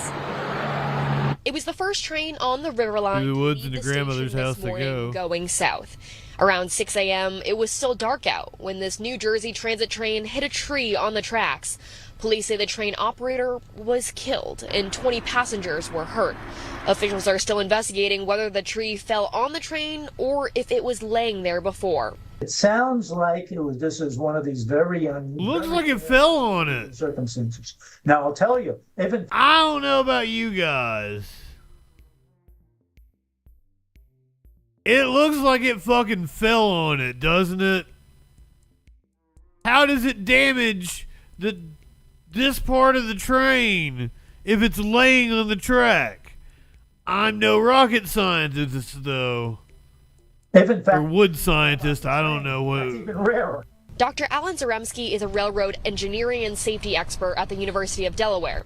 He explains usually if something blocks the track, like a car, it will short a circuit and send a warning signal to the train. But because wood is not a conductor of electricity, there was no sign. If the train driver sees the tree in front of him, and if he's going at a reasonable speed, you're going probably 50, 60 miles an hour in between stations, usually you cannot stop a train within sight distance. Railroad lines are usually inspected twice a week, and there was no major storm this weekend to require additional inspections. So Dr. Zaremski says this tree likely fell this morning, and this was just an act of terrible timing and luck. This couldn't have been a case of a tree that sort of was hanging around for a couple of days, getting ready to fall any moment now, because the inspectors would have picked that up. Our team watched as passengers were brought out in triage on the side of the road. Triage. We will do an investigation. There's no simple, fix to this. There's no simple solution to an accident like this. Now, officials have not yet released the identity of that operator. In terms of folks we've reached out to, we did reach out to NJ Transit, who was the operator of this train, but they say they're not providing any more comment today beyond what they already have. We also reached out to Governor Murphy's office, the NTSB, and the Federal Railroad Administration, but none of them have gotten back to us yet. In terms of that's a menage a triage. River line, that is currently suspended between Trenton and Florence, but there are substitute bus lines available. We're live in Mansfield. Karen Hua, NBC 10 News. All right, Karen, thanks for all those updates. Our team coverage continues now with NBC 10's Yukari Nakayama. She's been talking with a few of the passengers who are still, as you can imagine, pretty shaken up after the crash. She joins us live from Virtua Mount Holly Hospital. Yukari? Yeah, well, we know about 17 passengers were taken to Mount Holly and Willingboro hospitals, most of them treated for non-life-threatening injuries. And we did speak to a passenger who was on that train this morning who explains that scary and horrifying crash. It definitely felt like, you know, just something you would see in one of them action movies. You know, it's just sort of like everything just going slow motion. He was on the train. And you see the dust and the cloud, you know, just coming towards you. And the only thing I could think of, just duck. Norris Young is still reeling from the shock. Duck, duck, goose. He was one of the 42 passengers on the Riverline train in Mansfield traveling southbound from Trenton. It was struck by a tree Monday morning, fatally killing the operator and injuring. Holiday, it'd be getting wood. Wouldn't wish on nobody, not even to see. It's bad enough that you have to hear about it, but to have to see it. Norris is one of the lucky few who left the crash unscathed. More than a dozen were sent to virtual hospitals around the area. A spokesperson said in a statement that a majority of those patients what fucking kind of name is Virtua? Pain and body aches, and the rest were admitted for continued care. One gentleman had a gash, he was bleeding from the head. One had a open wound, a complete like open wound on his head. Norris was brought to tears when talking about the operator who he says he built a rapport with when he'd see her every Monday and Tuesday at the station. And to have someone even from that small affiliation, just how you doing, that, you know, wake up in the morning, how you doing, just, you know, the smile and the pleasant hello, you know, in the morning, you know, when you get on there and the next time you see this person that they're just bludgeoned, and she was just laying there and there was nothing nobody could do. And his wish is that the operator's family and the families of those in the hospital. With trees? Have I watched trees fuck? I don't think I have, Abattoir. Also, good evening. Have the strength to push forward. Now, I did reach out to the New Jersey Trees Transit just to fuck find out themselves, more about don't they? that train operator. At this time, they have not released more details. Here in Mount Holly, Yukari Nakayama, NBC 10 News. A tragic experience. Yukari, thanks. We'll continue to follow this story as the investigation into the crash continues. It's like a plant. It self-replicates or whatever the fuck, right? It's an asexual. Asexual. Why did I say it like that? I can't wait to get to this story. We got a couple more to go. There was a fire at a Houston apartment complex and it ended up like toasting dozens of cars.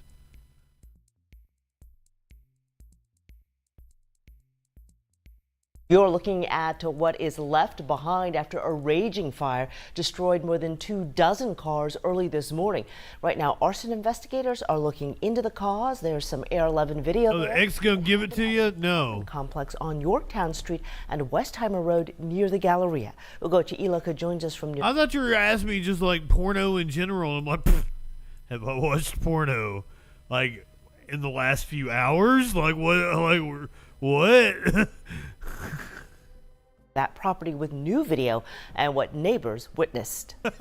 It looked like something out of an action movie. That's what many neighbors living here at Creel on Yorktown Apartments describe a fire that damaged 30 cars in the early hours of the morning. We were sleeping, somebody knocked our door, and turns out that the one car was on fire. After seeing what started out as one car on fire, it was an electric car. Acted fast. My car was just next to it, so my the goddamn Tesla, wasn't it? Move it. She managed to save her car, which melted a little, just in time before the flames spread. This happened on a matter of like 5 to 10 minutes. it was one. And then right-wingers were like, see, electric cars catch on fire. No, Teslas catch on fire. The way one did for her. My reaction was to, knock on everybody's door to make sure they're safe, and also tell them that the building might burn. A neighbor then called 911 around 3:50 a.m. this morning, and HFD firefighters responded to the apartment complex within minutes. This still did burn up, like I said, a couple dozen cars, but it could have been much worse had we not had the quick response that we did. A lot of property could be saved here today. Yay! Many lives were, thanks to Ella and a few other neighbors looking out for one another. And I was more worried about them. That's like, hey, let's get out of here, grab your things. We are so glad that no one was hurt. Now, a public information officer with the Houston Fire Department says it could take a few days, maybe even a few weeks, before they find out the exact cause. Putting money on a Tesla. Reporting in West Houston, Ugochi Iloka, KHOU 11 News. KHOU. Gochi Aloka? Is that what she said her name was? Ugochi Iloka. Reporting in West Houston, Ugochi Iloka. That's a cool name, Gochi Aloka. And I'm probably butchering it. I'm sorry, girl. Reporting in West Houston, Ugochi Iloka, KHOU 11 News.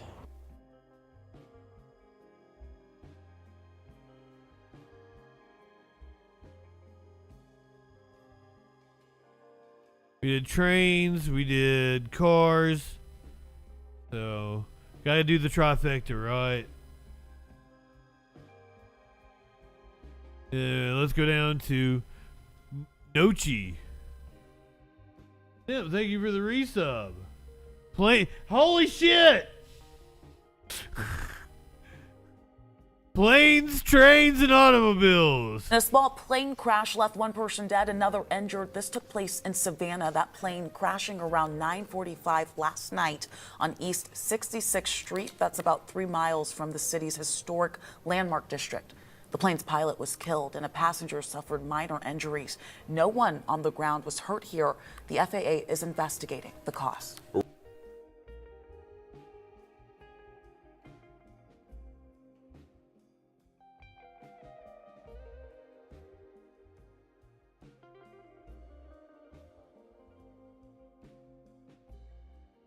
Nice. Okay. I don't know which to do first. Okay, this one's kind of disturbing. Let's do the kind of disturbing one first, and we'll do the really fun one next. Yeah, that's what we should do.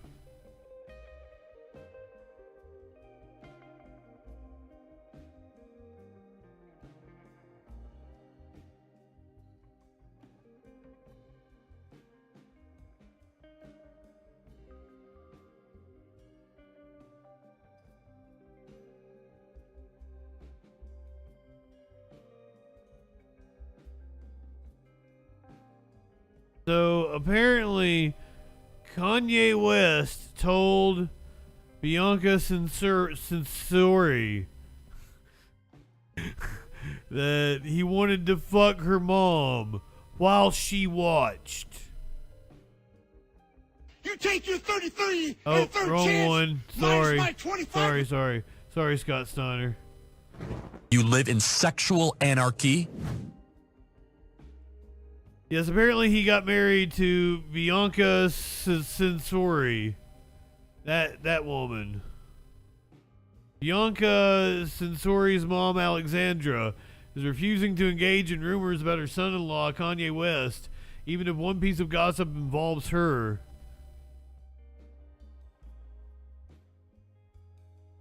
So she had a curt response. Their lawsuit against Ye mentioned an allegation that the rapper expressed a desire to fuck her. Alexandra slammed the accusation, telling the Daily Mail she wouldn't be drawn into the latest claims, refusing to give the gossip any more life. That's her mom. That's Bianca. That's her mom.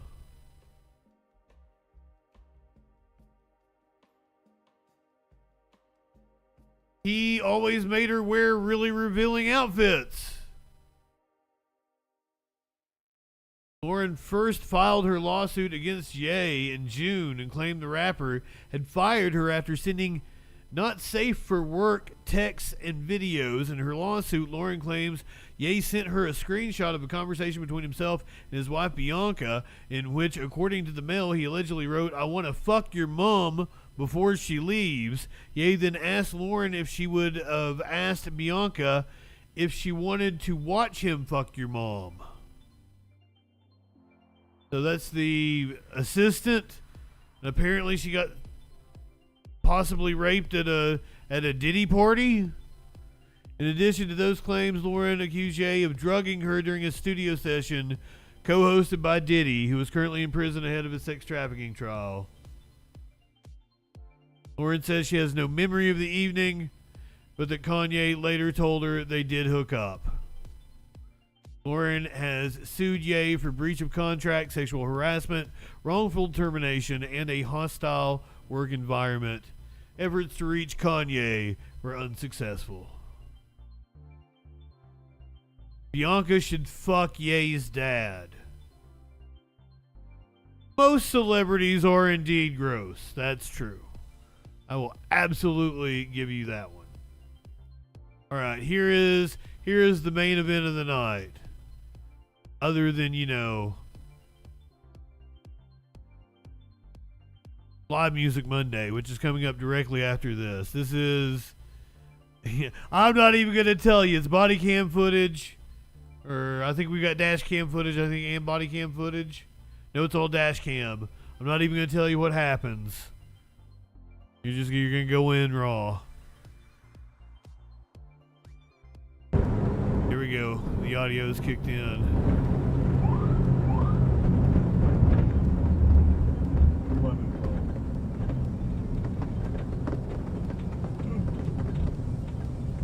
As reported, we have an inflatable pumpkin block on the road.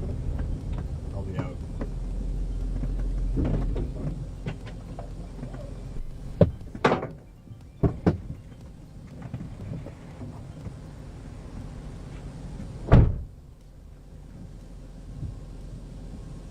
We have a giant pumpkin Halloween decoration.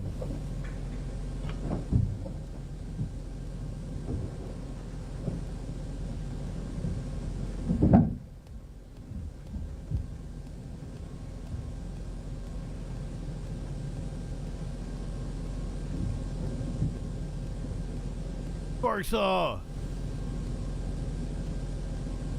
1112 S3, copy. Oh yeah, I see it. Rolling up now. Where do you want me?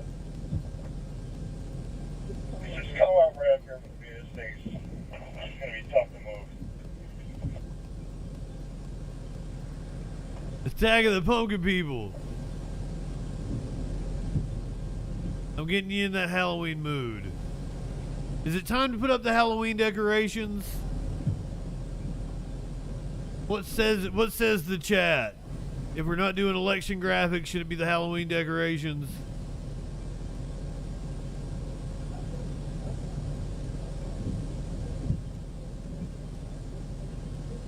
All right.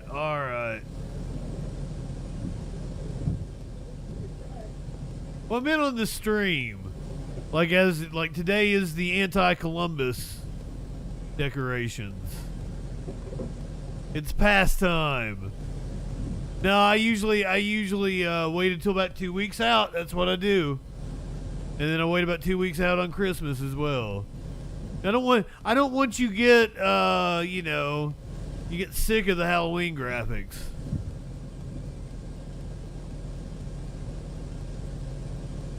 The pumpkin already ate the police a couple different times.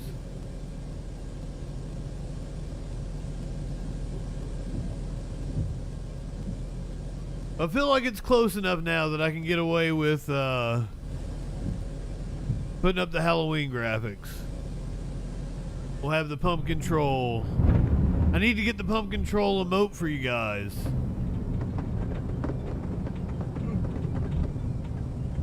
As reported, we have an inflatable pumpkin block on the road. I'll be out.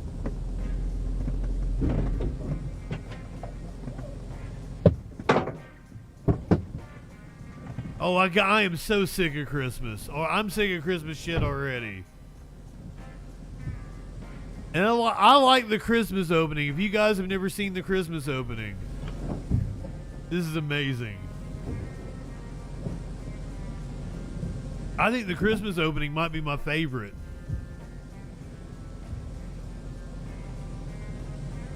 He got swallowed.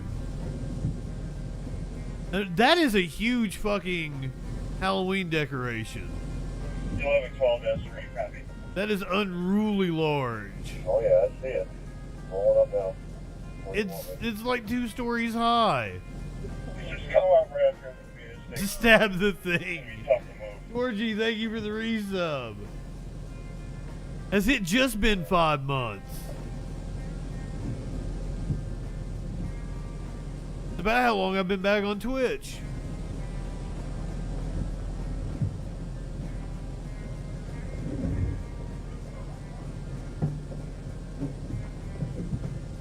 Feels like you've always been part of the freaking family. I mean, I wouldn't want to just poke somebody's expensive decoration.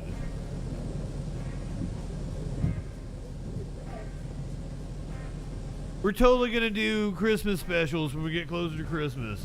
I don't think I want to do just one night of Halloween specials. So we might do multiple nights. I can understand it being a hazard. They need to get it out of the road. But like, if you can spare it.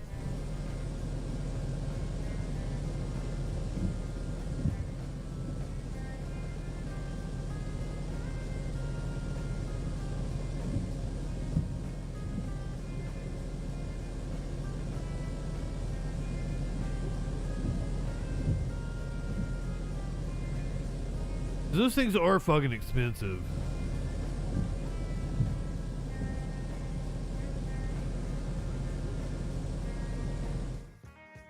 For everyone on YouTube and the podcast, let me give you your animal video of the day. Twitchy people, stick around. We're doing Live Music Monday. Also brought a flood of wild animals into unsuspecting Floridians' backyards. It's unruly. That's what's taking them so long. This video capturing the moment a resident in Fort Myers realized a gator was swimming next to their car and attempting to take a bite out of their tire. So it makes sense that with the flooding, a lot of people are seeing these in their homes. Yeah, in their homes, in their pools, backyards, bedrooms, absolutely everywhere. So that one's cute. So the water pretty much pushed them obviously out of their pond area. They're going with the flow. In the Tampa area, Jen Meser walked into her garage-turned-home gym the day after the storm with her 5-year-old on her hip to find an unexpected visitor. See, that one's a baby, too. In our garage. He made a trip over to the treadmill, got his cardio in for a second, and then wandered out underneath my truck. Messer and her husband called 911, but were able to shoo the gator back toward the pond near their house. We directed him, but he wasn't that happy about it. So he did take a big chomp out of our broom. It was a wild day. This video, another family returning to their home north of Tampa was greeted by a gator lounging on their front porch. Experts say he's just chilling out. Areas need to be careful. I would absolutely be concerned on what's out there. I would not go in dark water. I would be extremely cautious. Plus, gators aren't the only creatures out of their... A lot of the snakes that may be subterranean underground have been flooded out. Just like people have been flooded out. Don't surprise them. That's why I tell people to avoid the water when possible. Oh, yeah, that's, yeah, you wouldn't have to tell me twice, Squad. But what is the top concern as they're trying to get these animals cleared out? Yeah. I wasn't all that fazed by the gators. People that walk through these waters, they're asking them not to do it. Keep in mind that Florida has over 1 million alligators, and these communities are connected to wildlife reserve areas through rivers and ponds, and that's why they're getting washed into these areas or pushed into these areas, and it's very hard to see them. A person can be right in front of the water, the experts say, and not be able to see them because they camouflage so well, and the same applies for pets, for people in these areas. The recommendation I'm sorry, not everything can be a cuddly animal, can it? A dog can walk right into the water, into an alligator, and not be able to see it, Savannah. I'm sorry, I should give you cuddly animals. Hey, thanks for watching. Shut up, Al. in their homes, in their pools, backyards, bedrooms, absolutely everywhere. So why do they go into houses? So the water pretty much pushed them obviously out of their pond area. They're going with the flow. In the Tampa area, Jen Measure walked into her garage Sorry, I can't. The day after the storm with her. I can't leave you with traumatizing animals. I'm sorry. I know. These are puppies before and after they were told that they are good boys and girls.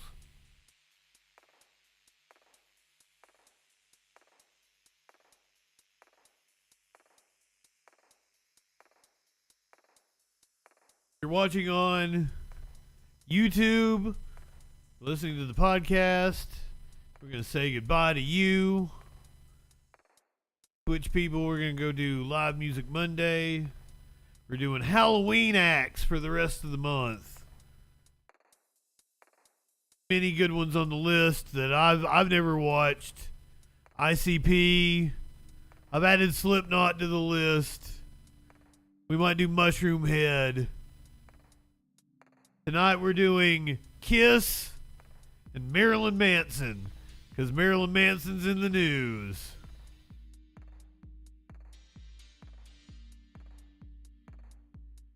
I think I picked both of them in the. Oh yeah, we got fresh rape allegations. Gore is probably next week. There is a specific thing that I wanted to watch of Gore's that I kind of want to do closer to the election.